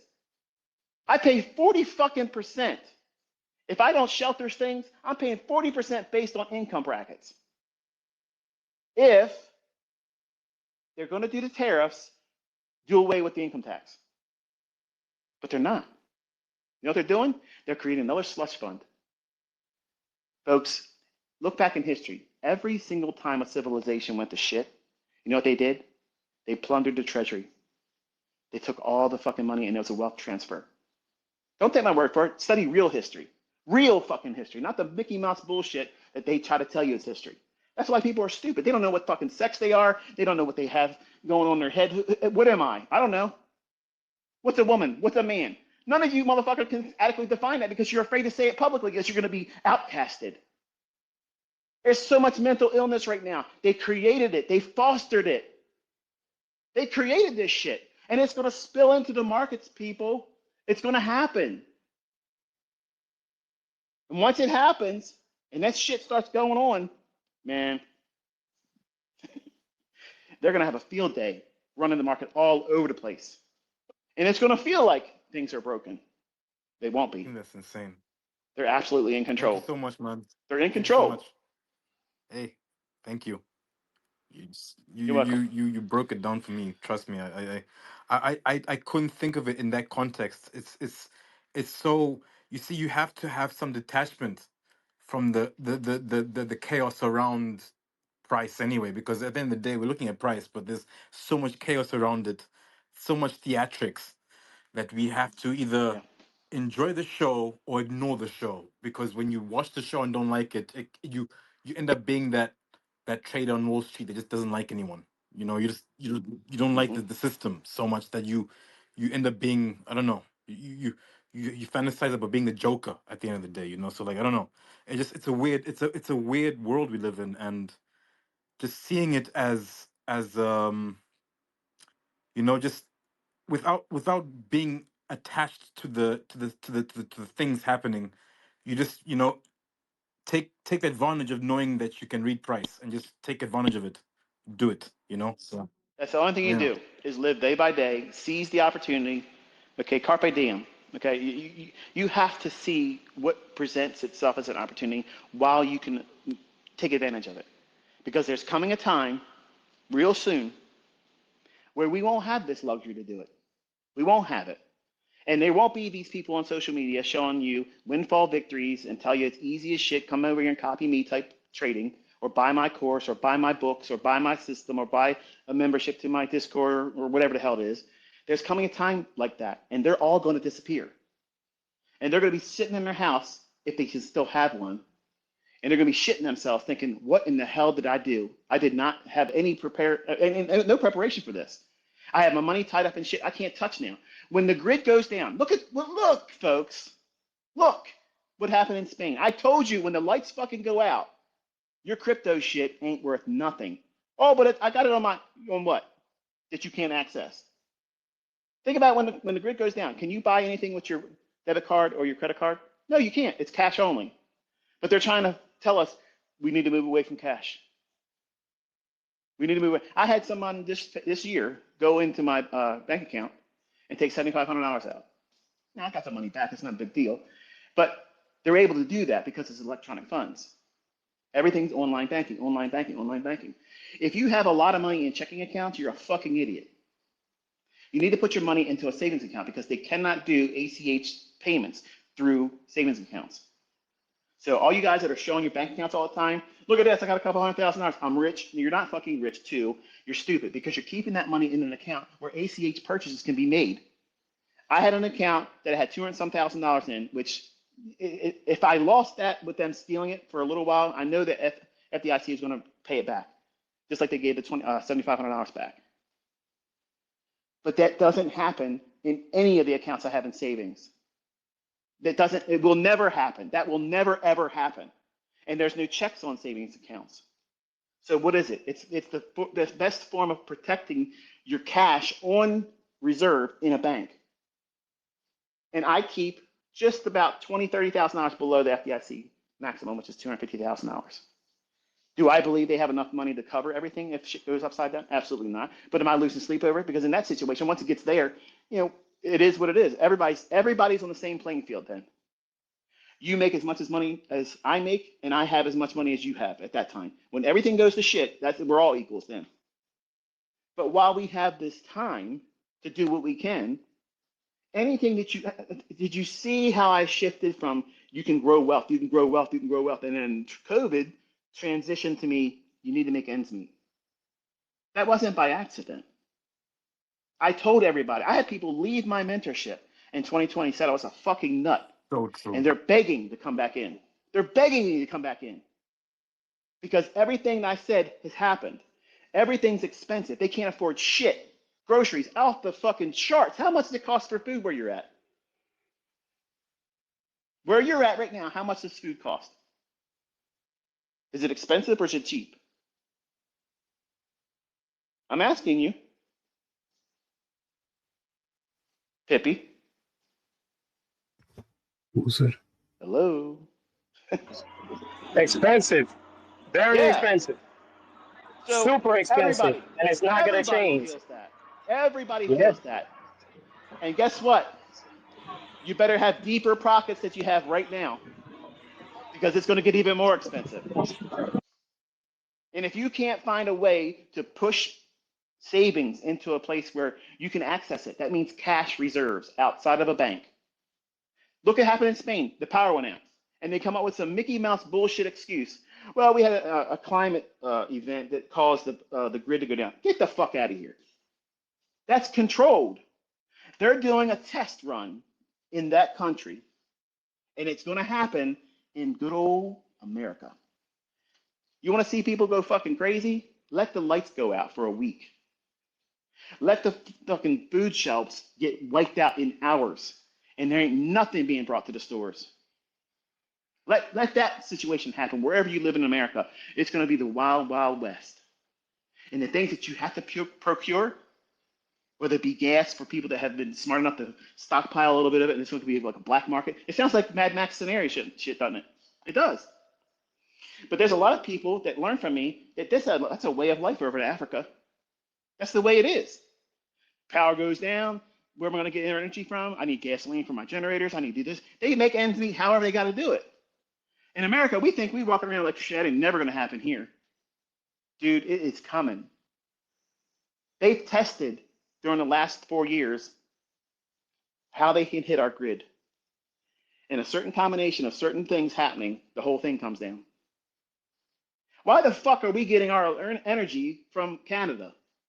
The whole northeastern block of the United States subsidized through Canada's production and electric. How the fuck's that even making sense? How does that make sense? It makes no sense. None. And here we are, we're butting heads with China, where we get all of the infrastructure that keeps our grid going, repair it, and they're saying we're stopping everything coming over there now. That's what you don't see. That's the deduction of all these things coming and coalescing to a shitstorm that nobody sees happening. It's coming. It's going to come. I can go about 6 months with the lights and everything off. I can run 6 months. I have power systems that will allow me to do that nonstop for 6 months. But after 6 months, I'm a fucking caveman. Now, it costs me a lot of money. It costs me a lot of things and resources to put that shit in place. Not most of you couldn't do that. So my question to you is this: what are you wasting your money on right now? It sounds like it cannot happen, but just take a look around, folks, because this shit is coming. The people in our White House right now, they're not looking out for you. They say they are, but they're not. They're worried about dumb Mickey Mouse shit. Sure, we get treated wrong in America. We have to pay a huge tariff for this going into that country. Who gives a shit? We're throwing billions and billions of dollars over there to a country that's just a laundry machine. But people got wiped out in a hurricane in Tennessee and Carolina, and they're living in fucking tents. Why are they living in a fucking tent? If you were living in a fucking tent in the South America or lower states of America, how would you feel about billions of your tax dollars going over to another fucking country by a fucking goofball that used to dance around in fucking leather tight pants and high heels? Get the fuck out of here. I would be mad as fuck. I would be wanting to raise some motherfucking hell. And now we're threatening that we're going to give more of it to them for spite. It's all designed to piss us off. And it's going to splash over into the marketplace. It's coming, folks. And when you piss enough people off and shit starts happening, look what they're doing with the Tesla stuff. Oh, they're going to scratch the car. That's how it starts. That's a demarker. That's telling you the show has started. People are willing to risk their fucking freedom to put a fucking scratch on a car that doesn't belong to them because they believe evil Elon Musk needs to punish. He needs to be punished. Think about it. Then all of a sudden it'll be like, well, we got to go out and do more damage to the people that believe this and that. In my neighborhood, you don't see any like political statements or signs in the yards. Maybe you do see where you're at, but we're in like an affluent area. We don't see that kind of stuff. But the outskirts of our neighborhood used to be littered with Trump, and then you see Biden and Harris and stuff like that. You don't see anybody with Trump signs up right now. Why? Two things are happening. One, they're kind of pissed off and they don't want to show any allegiance to him right now. The second is they're scared shitless that someone's going to do something to their property because they see what's going on with Elon Musk and Tesla. So MAGA people are taking a step back visibly where they don't want to show their support of him anymore. It doesn't mean that they don't support him. It just means that they're taking that step back and they don't want to be known publicly. There's this shift that's taking place. It's mind control. Government in Latin means mind control. All you got to do is take a broad step back and say, okay, what's being done and what's being focused on right now? And where's the big stones in the road that should be being taken care of, and they're not? It's all this little side stuff. And it's all meant to get you gassed and pissed off. And we're going into the hot months where all the protests always take place. Cities burn in the summertime. And as soon as that stuff happens, nobody's going to be worrying about nothing. But am my house going to get caught on fire? Am I going to have wildfire in my area? Because there's enough people that came in our country that have every reason to do that kind of shit. It's easy to start a fire. It's easy.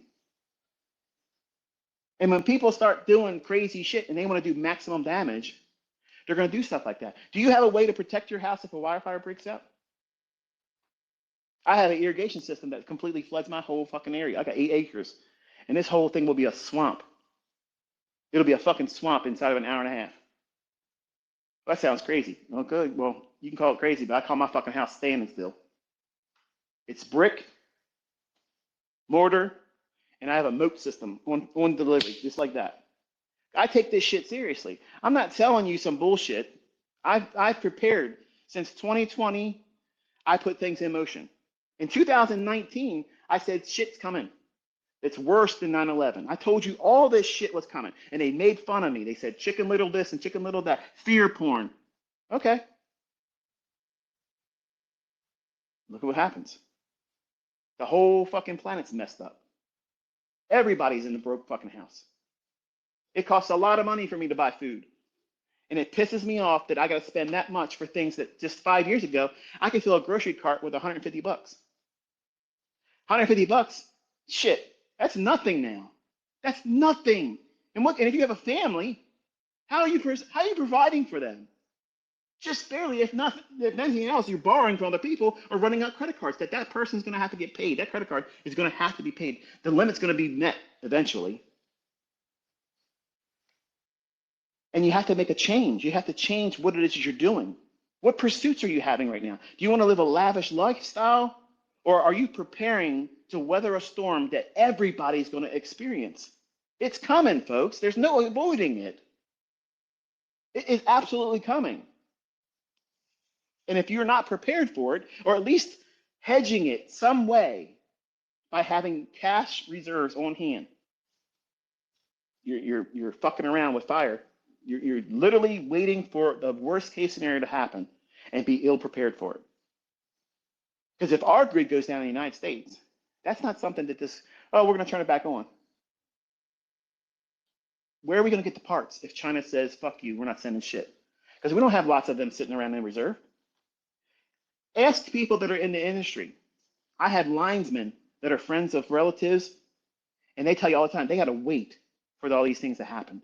It's a shit show when these other counties and states have to go to other states because they don't have enough on demand to fix all of these things when the storms go through and rip down the power lines and all the capacitors and I don't even know what the hell these things are, transformers. We don't make them in America. We have no real stockpile of that stuff except for on hand, just a few over here, a few over there. And it takes this concerted effort of other states to come together just to fix one area that's destroyed by a storm. And that restocking time isn't immediate. And now where we get all those parts from, China. They said, go fuck yourself, Trump. That's what they've done. Go to the ports on the West Coast. Check in on people that live over there. Say, hey, what's the ports look like right now? A fucking barren wasteland. All your medications, your prescription medications, coming from India and China. Isn't it interesting that now India is getting fucked with Pakistan, and Pakistan's getting fucked with India? You don't think there's a future disruption in dispersing the pharmaceuticals that come out of that country? You're damn right it will be. Because here's the end goal, lower population. There's too many of us that say, we don't want to listen to your way of thinking because you're fucking maniacs. You're psychopaths. You're willing to kill people to get what you want. That's the reality of all this, folks. The end game is a lower population.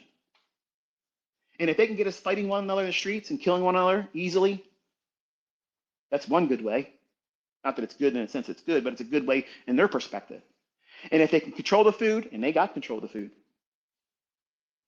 You control the food, you control the people. Look at Africa. Look at them. These poor souls are willing to do whatever they can just to get food. They'll rob you. They'll steal from you. And I would do the same fucking thing if I was starving. I've said it before. Listen, if it comes down where I can't access my money and I run out of supplies here and at my other home, guess what I'm going to be willing to do? The unfucking thinkable. And you would be too. Say otherwise, you're a fucking liar. My kids are going to eat. I might go without, but my fucking kids are going to eat. And they're pushing people globally, everywhere, with ass backwards government, ass backwards leadership. It's not even leadership anymore, but it's meant to piss you off. And instead of saying, you know what? Things got to change in the extreme. What that means for you, I don't know. But I know I'm not going in the fucking streets and doing stupid shit. I'm going to hunker down and take care of my own for as long as I can. But the end result is less people, because less people is easier to control. Governments have expanded exponentially when they should be small governments that are serving the populace, the citizens. We don't have that.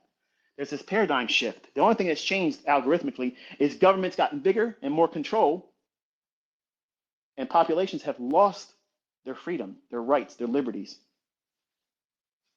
Think about it, folks. It's meant for chaos. It's meant to do those things. And you think that our trading endeavors, the playground that we have the privilege to be a part of every day, Monday through Friday, unless it's a holiday, you think that they're not going to fuck with that? That's where the money's at. If they reduce the population and control the wealth that's sitting right there to be taken, you think they're not going to do that? Come on. That's exactly what they intend to do. But they have to have a storyline that justifies why everything went to shit. They got some goober in the White House that's pissed off, and he has a bone to pick with everybody. And he thinks he can bully other countries and tell them what they're going to do. You better do this or do that. You think Putin gives a fuck what he's saying? No. You think the president of China thinks that Trump has their best interest in mind? No. They're laughing at this guy. They're laughing at them. And what are we going to do? We're going to threaten. We're going to do the only thing we can do. War, baby. War, war, war. Our commodity is war. Our commodity, our service to the world's economy is we can make war and war instruments. So isn't it interesting that all these wars are popping off? I told you this is going to be the end result in 2020. I said this is only going to end with World War III. That's what this has all been hyped up to do it. You lose a lot of people that way. People that are in high seats get lots more richer than they are. And they establish power and control. Because money's not it anymore. There's lots of billionaires. Money's easy. You've seen that. It's easy to go out there and find it. Just watch some ICT videos and put some work into it, back test, and there it is. You can pay off your deficit, right? If it could only be that easy. I could balance the fucking budget. They give me access to it. I'll put a fucking automated trading fucking thing on there. In 6 years, everything will be fucking perfect. Perfect. No drawdown. How about that? But we won't have that problem long. Because 4 years go by like this. Look how fast this year has zipped through. We're in the 5th month already. How much has changed? Nothing. Shit's more expensive. Oh, there's no recession now. Inflation's gone down. Where? Where's the savings at? Because I don't see it. And I got shit tons of money. I don't see any savings. I see everything I spend money on going higher. And for you that don't have as much as I have, I'm sure it's sickening. Like, how the fuck can this keep going on? I'm barely making it. They're choking you out. That's exactly what it's designed to do. Because if you get to that point, you're going to start doing things that you would never think to do. During the summer months, you want to just unload on everybody. You got to snap, just let it go.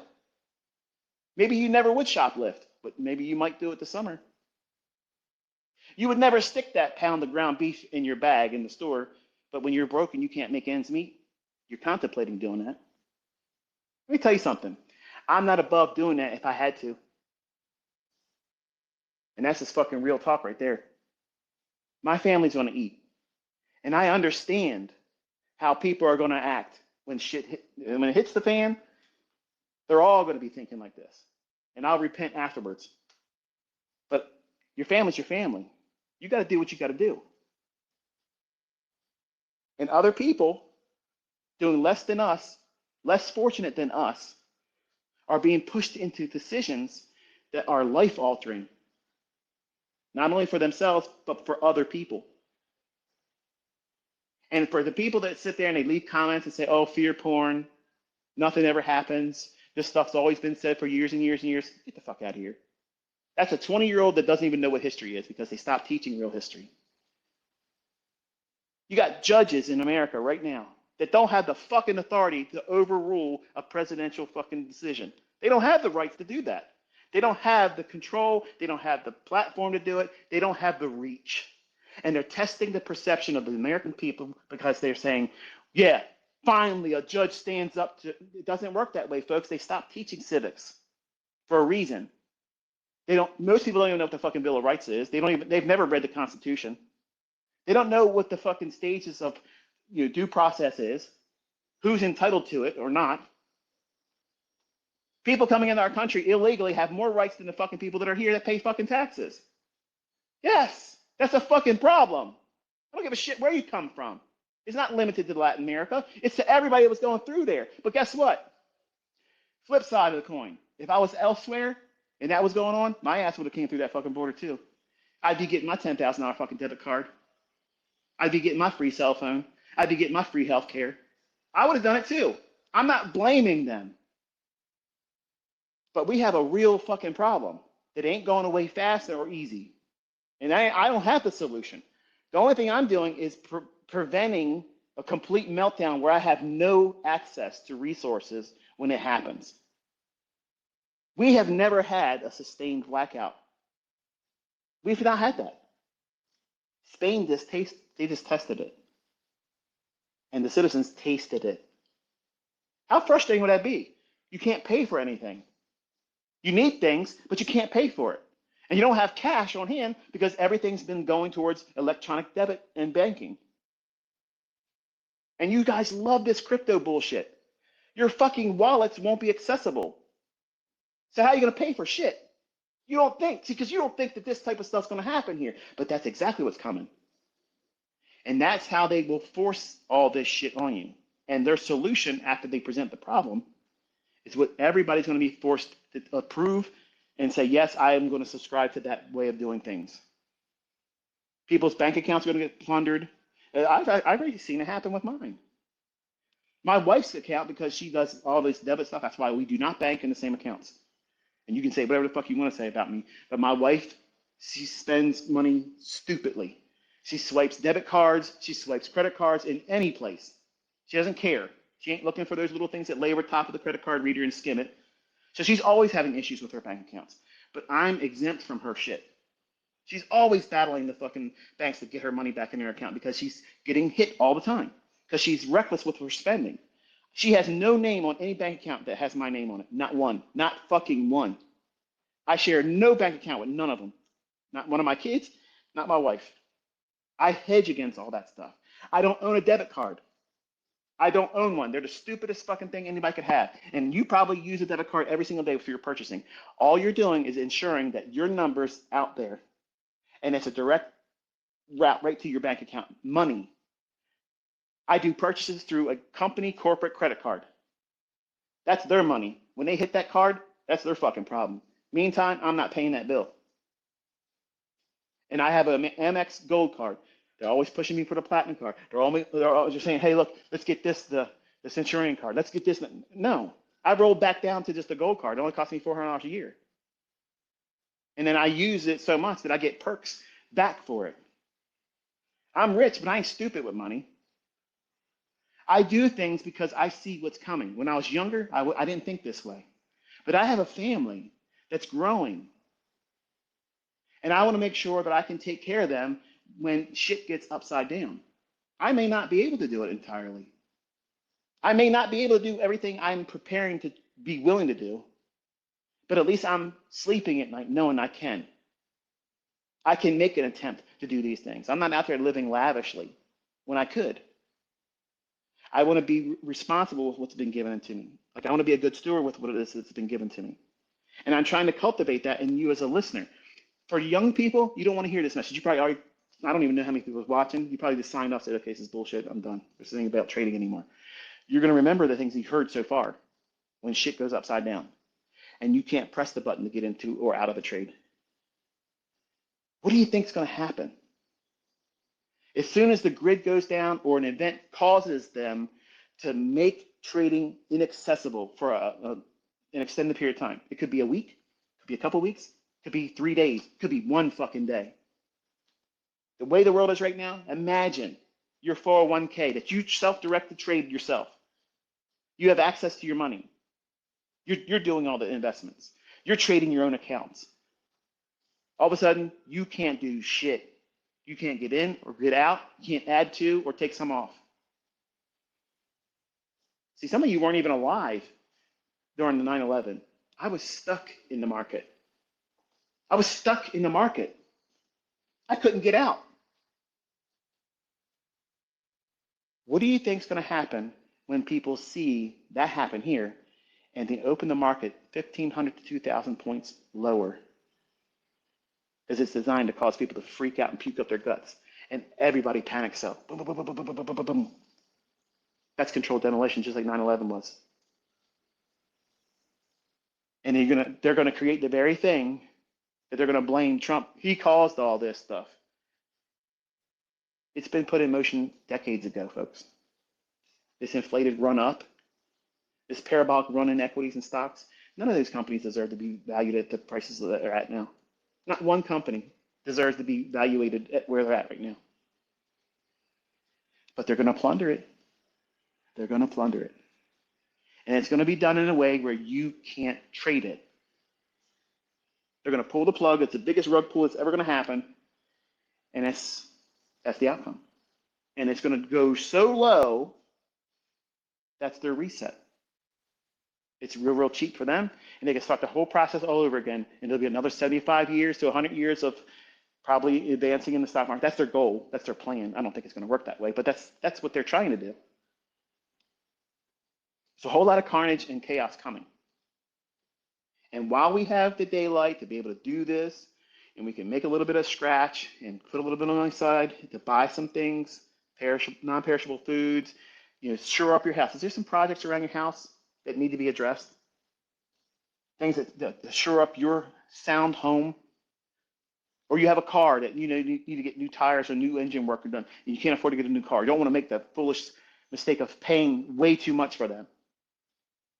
Tariffs are causing them to be 25% or more if they're outside of the United States. If you can fix it, fix it. If you have a car that you're not getting rid of anytime soon, pick up some air filters, oil filters, and some oil for it, some spark plugs. Maybe a fan belt or something that, in case shit goes upside down, chances are someone that knows a mechanic if they're not one themselves. And you may be able to have the parts for them to do it. And you can exchange something and say, hey, look, at least my shit's running. But what do you think happens if we go full-scale war with Iran? They don't do a whole global supply of the oil, but they do it big enough that's going to be impactful. And then if I was Russia, I'd be like, fuck you. We're not going to be sending any oil anywhere else either. Now think about that. That parlays this problem exponentially, which would feed what? The energy market's going through the roof. My electric bill, because we have propane at my home here that I'm talking from here. This is a propane fed home, and my electric bill is over $1,200 a month. And I'm conservative as someone. I don't leave things that I'm not using plugged in because they charge you a delivery fee for anything that's plugged in. Probably didn't know that, but if you have a big house with lots of receptacles, you would see a notable difference in your bill if you just unplug things you don't use all the time. But even with that type of living, just electric is over $1,200 a month. My propane bill is about $1,200 a month, give or take. It goes down a little bit in the summertime, unless I'm heating the pool up for a little while. But other than that, The average is around $1,200 yearly, month to month. I've never seen this home go above 800 until last year. And I think it's going to go even higher now. So I think to myself all the time when I'm paying these bills, I'm like, man, if I had to pay this and I didn't have this luxury of having what I've been given, I would literally be stressing out like crazy. And I know people that are my students, they constantly give me feedback all the time. They leave comments saying, I'm thankful for this because it helped me pay our utility bills for the last 3 months. I'm cushioned. I have a little bit of a cushion. And they're thankful for that. That's the kind of message I like hearing. That's what I like seeing. I don't like seeing, here's the new car I just bought. Because to me, you're showing me that you didn't even listen to me. You didn't even listen. You're trying to distract yourself from mundane, everyday living to be something versus preparing, making yourself fortified to weather the storm. Because you're not going to be able to think clearly when the shit gets worse. And it's going to get worse. Food's going to get more expensive. Nothing is saying that the food's going to get cheaper. Where are we going to get cheaper food from? How about this? You buy a loaf of bread, right? Sure you do. Everybody buys bread. The plastic wrap that goes on them, a lot of that comes from other countries. The raw material that make that stuff comes from other countries. There's a lot of things that we eat or purchase to run the manufacturing that produce and package our food. It comes from China. So we could have the raw material good of food, but they have no way of packaging it and shipping it around to sell it to people in our own country. Did you know that? So you don't think about that because the news ain't telling you that's what we're exposed to. Same thing in your other country, England, Canada. Every other country out there has the same problem, and China holds the cards. But in America, we're over the barrel right now because they're saying, we're going to call your bluff, and we're going to stop all the shit going over there. See, things are about to get real, real hard. Unless things change drastically, immediately, just like that. And I guess it could, but we're still going to have some reverberations from all this stuff. It doesn't mean the food's going to get cheaper right away. But imagine your food bill tripling. What does it cost you to feed yourself every month and your family? What happens if it goes 3 times that? Can you weather that? Can you weather the stress of that, where you can think clearly and it's not affecting your trading? Chances are that's going to be the undermining. Because you could be making money, but all of a sudden now you have to make money. Whereas before I'm going to grow my account. I don't have to take the money out. I'm going to just let it build up, build up. Now you have to take withdrawals. You have to take the money out. You think you can trade objectively like that? That's like quitting trading. Quitting your job to start trading after you learn how to trade, and you're starting with a $5,000 account, but you're going to support your family and yourself. You're not going to do that. Not and succeed, no. Which is why I tell you to have at least 1 year minimum, preferably 2 years of living expenses. Then a $100,000 account. Then you're prepared to make a go at it. Because you're not forcing yourself, I have to make money. See, you're not listening to me and thinking this has any application to you until it will. The stress that's going to be placed on everyone is going to cause you to second guess every trade you're getting into. So doesn't it make sense to have rule-based ideas that you can lean on and say, you know what? I'm a wreck emotionally and psychologically right now. I have so much stress. My children are still too young to take care of themselves. I have a wife. I have a husband that's disabled. I have all these things. I have pets. I have dogs. Okay, we make our own food for them. It costs me $150 a week to make the food I feed them because they eat something I can eat themselves. Like I could literally take the food that I give them and put a fork in it and eat it. That's how they live. I don't want my dogs to eat garbage. But I'm prepared for it to become over $500 a week to feed them. Their diet will not change. Do you have the wherewithal to be able to do that for your family? Do you have the mindset that's going to afford you the luxuries of saying, you know what? I'm unshakable. Yes, everything around me right now is going to shit, and it's hard to get things without spending too much money on it. But I have a supply of it. I have a cushion, a pantry full of things that should not perish right away. I have cash on hand in case I need to make decisions and be able to pay in case the power goes down. And I have the freedom of worry and stress because I've built in this cushion of I have extras. I'm not fearful that the grocery stores just got emptied out, and I can take the next trade when that's still available to us. You'll be able to invest and capitalize on the very strange occurrence of bad things happening yields to opportunities for rich people or people that know how to trade. Chaos and destruction, storms, droughts, famine, all those things are terrible. But someone that's educated can profit from that and not be made more destitute.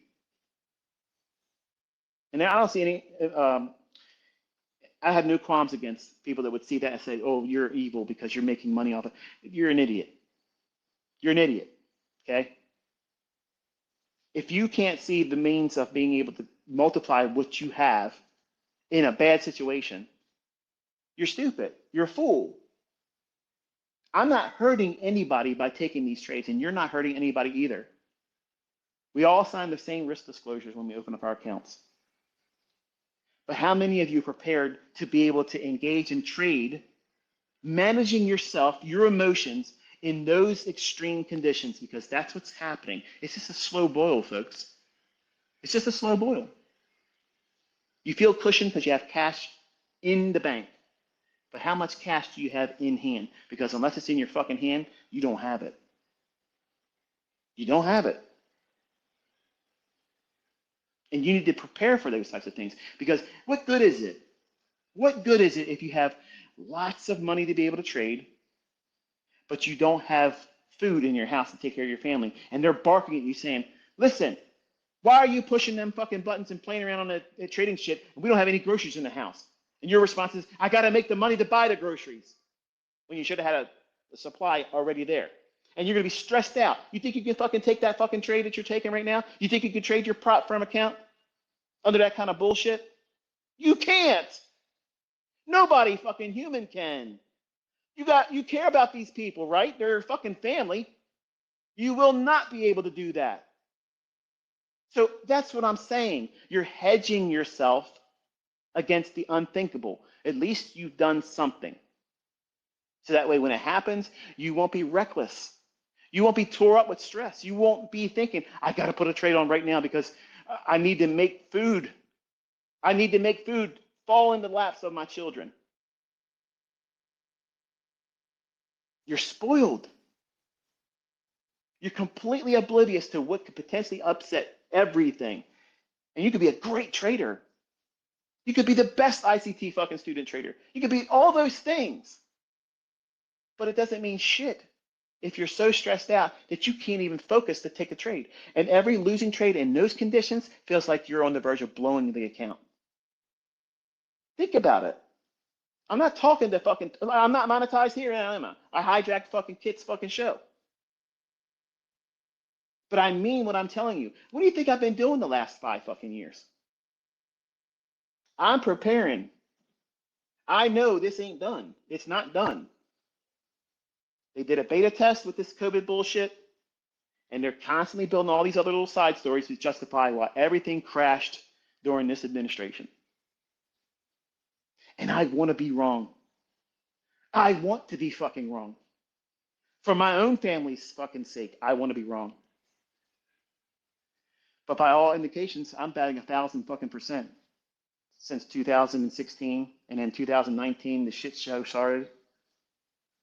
You think it's just going to just fade away and everything's going to go back to euphoria? It's going to be easy for everybody to have money. Jobs are going to be plentiful. Look around. People are laying off.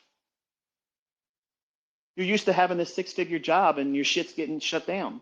Where are you going to go to get that now? That's stressful. That's scary. I don't want to be in that situation. I know what it was like living with anxiety. And I know that while I have time and resources, I have to put them in good use.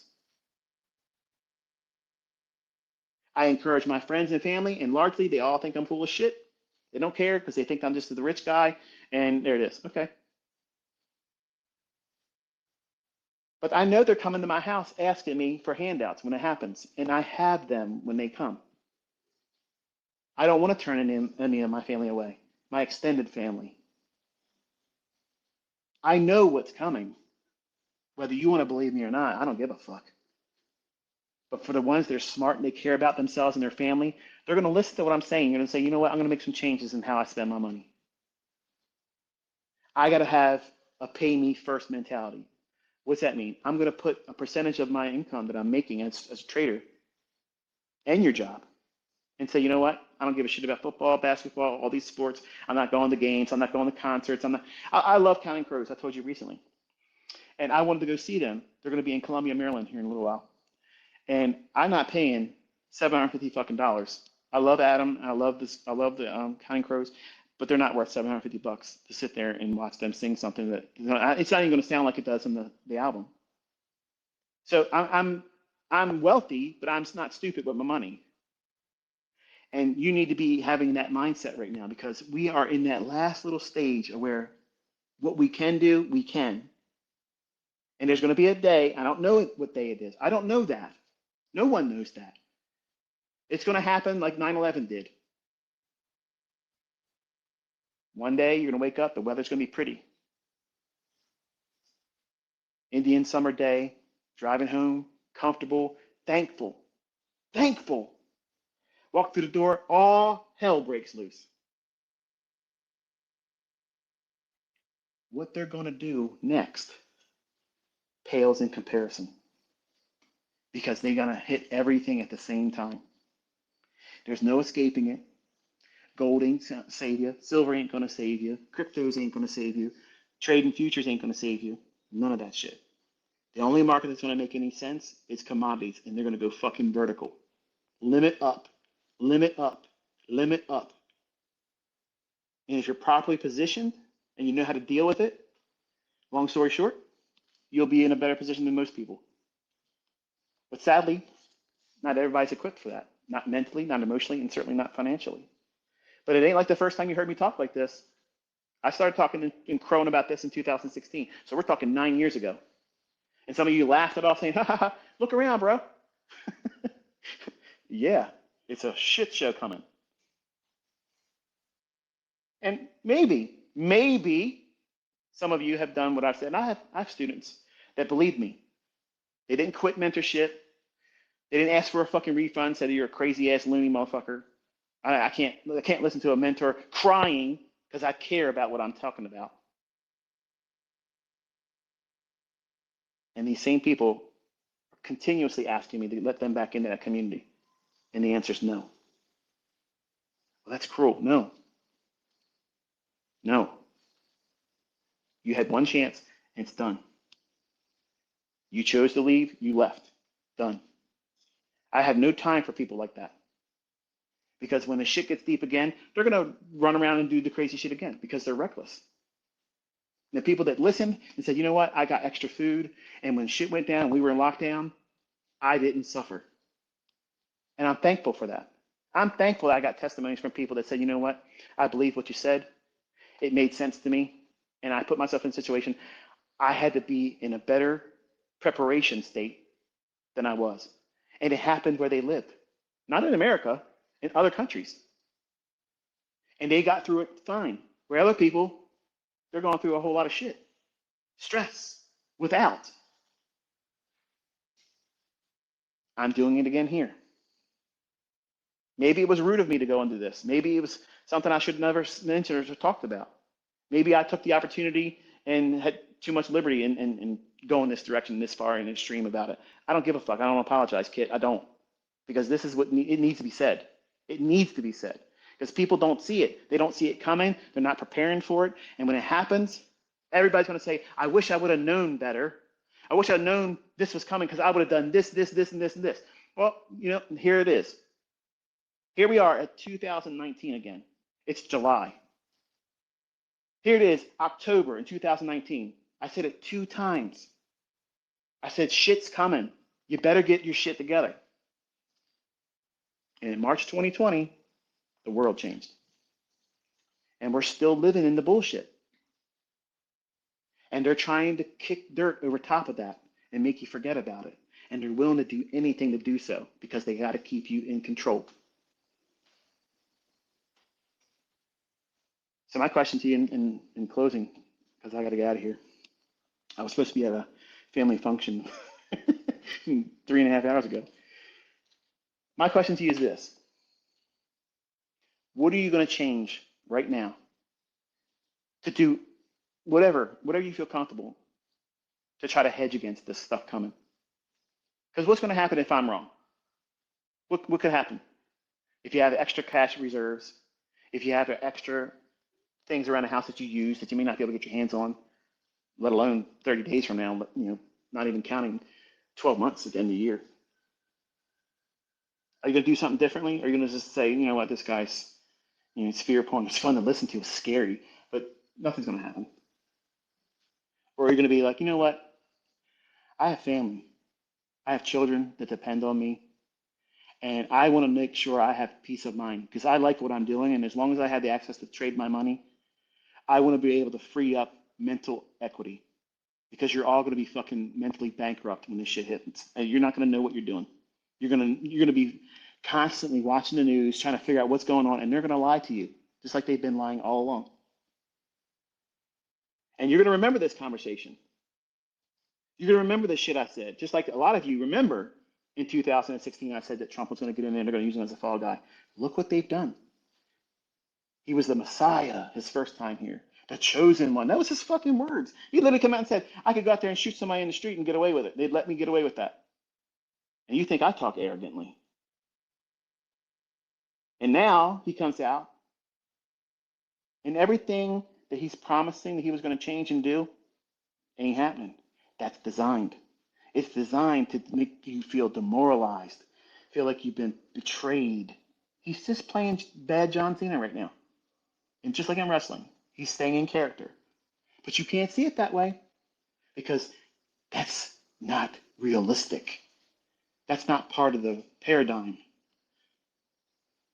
The left-right paradigm, which is nonsense. It's all the same people. They're all in the same show. You're all in the Truman Show. Okay? It's all scripted. You just don't realize it, but you're slowly waking up to it. And when you live outside the influence of all that stuff, you don't live in fear. You're always steps ahead. You're not surprised when it happens.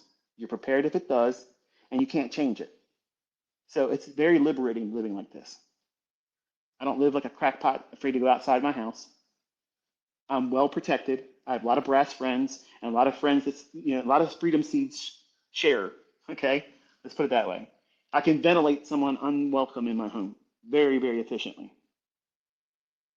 If you don't have things like that, maybe you should get one. If you don't have the freedom seeds that go in them, maybe you should stock up on them because ammo price is going to go through the fucking roof. They're already expensive.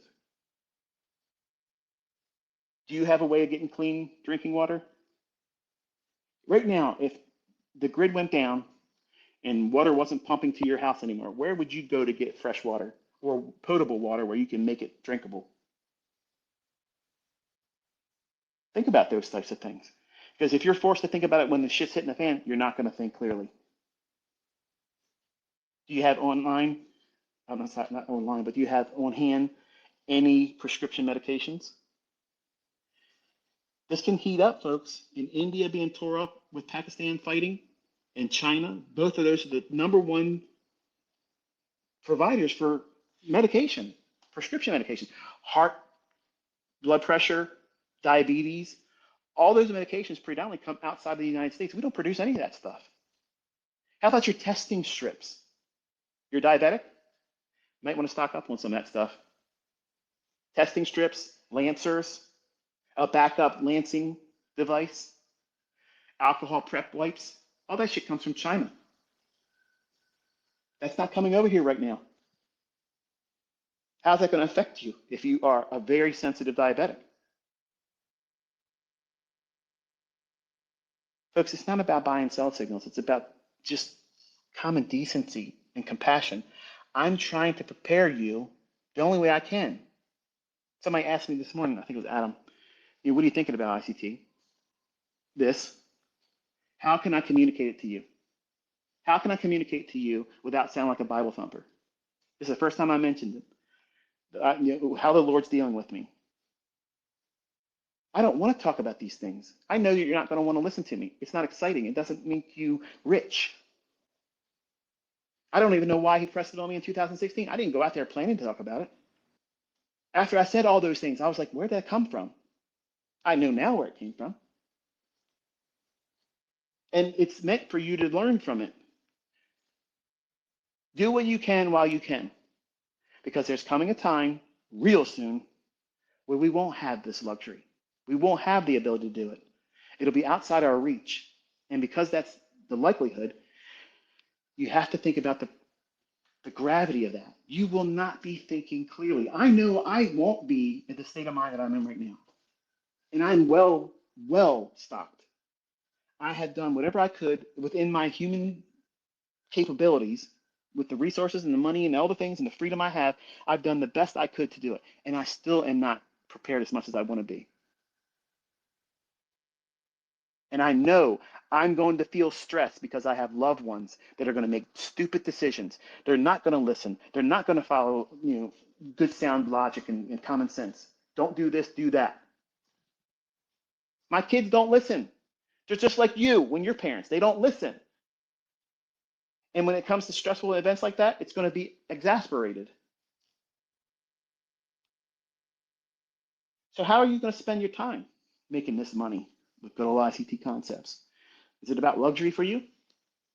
Living the fast life? That's what I said. When you learn this stuff, I'm interested to see what you're going to do with it. Because the fools, the idiots, the dumb people take it and they make money with it and they blow it on dumb stuff. Cars are fun, don't get me wrong. Lamborghinis, they're fun, they're cute to look at. They're too expensive to maintain. They're not worth the money you spend on them. And the novelty wears off as soon as all your neighbors see it. So unless you get an influx of new people always finding you and seeing you, and you get the dopamine hit of, wow, look at the car you drive. They're pointless owning it. They're pointless. They're fun to have. Don't get me wrong, they're fun, but they're not practical. Patrick, and I'm sure you're probably listening, think about how long you're holding your cars. The novelty wears off fast, doesn't it? And you pour a lot of money into them. You might want to take a little bit. You have a son. You have a son that you can hedge and protect to make sure he has things, to make sure he eats, to make sure he's clothed, he has shoes on his feet, all these things. It's easy to say, I got plenty of money, I can go out into the store and get it. Until you realize a lot of the stuff we wear and the materials that we use to make them come from China. The raw materials. A lot of people don't realize that. Yeah, there might be lots of food in the fields, the grains and all that stuff, and the meats. But if you can't wrap it up to produce it to give it to the people, you can't sell it. And that's what people don't see. As a commodity trader, I know that. That's the raw materials, the resources that these large producers have to have the access to that. If they don't have access to that, it doesn't matter if they have all the food that would go into the packing material. If they don't have a way to get it to the public, you can't eat. The stores will remain empty. The shelves will not be stocked. End of story. Chaos will ensue. But we will experience the lights going out in this country. It's going to happen. A lot of people like me, I got 6 deep freezers full of shit. Meats, chicken, everything. My power will stay on for 6 months. After 6 months, I'll have food that I can't consume in 6 months that will go bad. I worry about that. I worry about that. There's nothing I can do about it. I trust the Lord. I give him this worry. I give him this concern. And I take it day by day. I do what I can and how I can do it. And I live soberly and I try to be a good steward. I try to be a role model to all of you. I don't show off this and show off that. And I keep it to what it is about finding setups that make money. And I hopefully inspire you to do those things and try to present a manner of preserving your money and not trying to live lavishly. Because it's expensive to do that.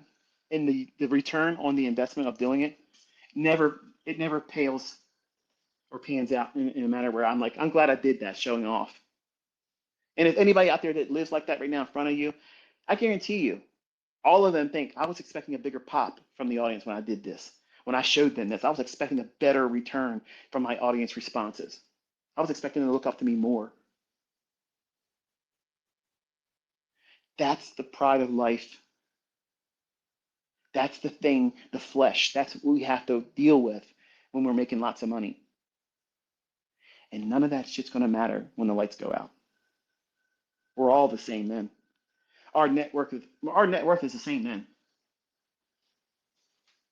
When gasoline's not in the pumps anymore because shit went crazy and they got to fuel the war machine, doesn't give a fuck about how fast your Lamborghini can go. Doesn't matter what color wrap you have around it. You won't run it because it won't have gas to go in it. What are you going to do then? If you have the decision of putting gas in a generator that keeps the electric in the refrigerator and the freezer running in your house, or taking a spin in your Lamborghini, what are you going to put the gas in? That's all I'm saying. But if you stay with me this long, Kitt, you could have pulled the plug, and I appreciate you not coming in and interjecting and let me say what my piece was, and I'm content with what I said. I'm going to escape here and leave you all to it. And if I've inspired you at least to do some kind of preparation for you and your families, then great. You can laugh at me, you can troll me, you can say whatever you want to say. I'm thankful I had the opportunity to say it. Michael, if you don't mind, I think if you let me just close the trader roundup with you today, we will indeed close it up. And I appreciate those final words. I think, just as the host of the show, I think I want to speak on behalf of the audience, and I want to say the sense of urgency is real. That's why we're here. And I believe very strongly that the markets and what you teach is providing all of us an opportunity for unbelievable trades. Very, very good opportunities within the right market, within the skill set, and within an opportunity to really compound and become and create more opportunity in a short period of time. I know swinging for the fences isn't exactly what we're talking about as traders, but we are talking about large swings and shifts within the market and projected values. And I believe you've taught that so well in all of your content. And yeah, I really resonate with your projection and projection theory, your gap and your gap theory, your time and your time-based ranges, where and how you map the way in which price and price action has an opportunity to move. And I believe all of us as students have our own inflection and point and resonance towards you and your teaching. So, again, I just want to conclude the show with you here and being the host and kind of trying to speak on behalf of your community. We all align with a sense of urgency and what these markets are and what the markets can be and why we are all here. And that's to protect, provide, support others. And you provide that skill set, and the entire community is extremely grateful. The sense of urgency is real, and that's why we're here. And I think you conveyed that message very clearly. Where and how you allocate your resources, where and how you allocate your time, it matters as a trader. We are professional decision makers. We are stronger together as a collective. We are a mastermind of collective thoughts, energy. What's being communicated and conveyed here is that of a high vibration of goodness and support. We speak on behalf of the light, motivation, positivity, love. We radiate at a high vibration together. That's who and what we are. That's the mastermind principle that comes behind this man's entire life's work. It's to understand a delivery, a fractal delivery. And we have opportunity. The market provides. It's up to you to align with yourself, make good decisions, understand the sense of urgency. It's being conveyed. It's why we're here.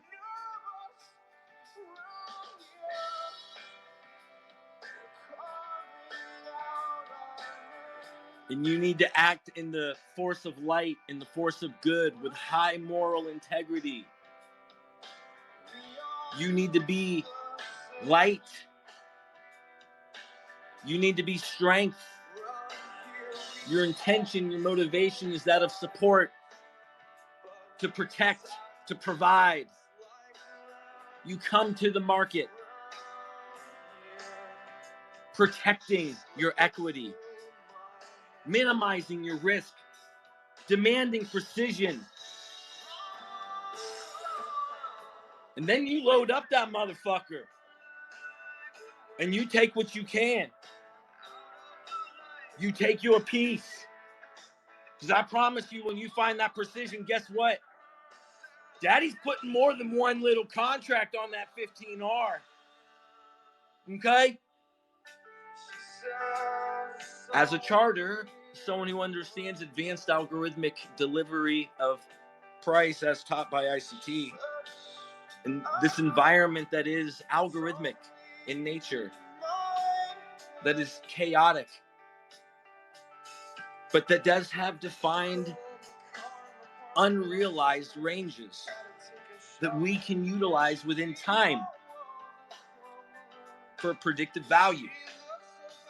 You can have a predictive value. You can have an expectancy. You can acquire information, data, statistics. You can build an edge in this market with these concepts. And I challenge you to challenge yourself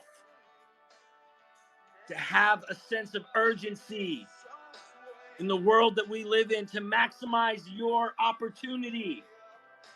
Live your best life.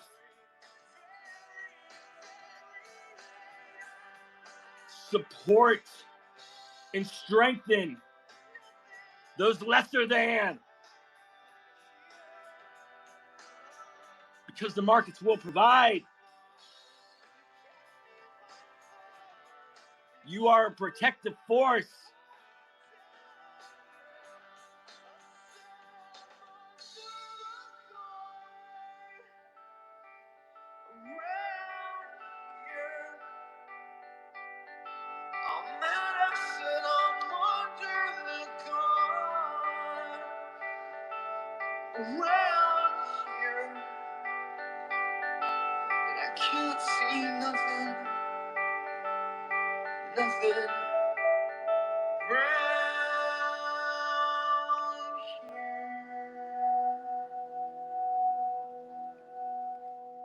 Vibrate at your maximum potential. Make your decisions matter. Demand the precision that you know you have. Thank you, Michael. Have a great day, everyone.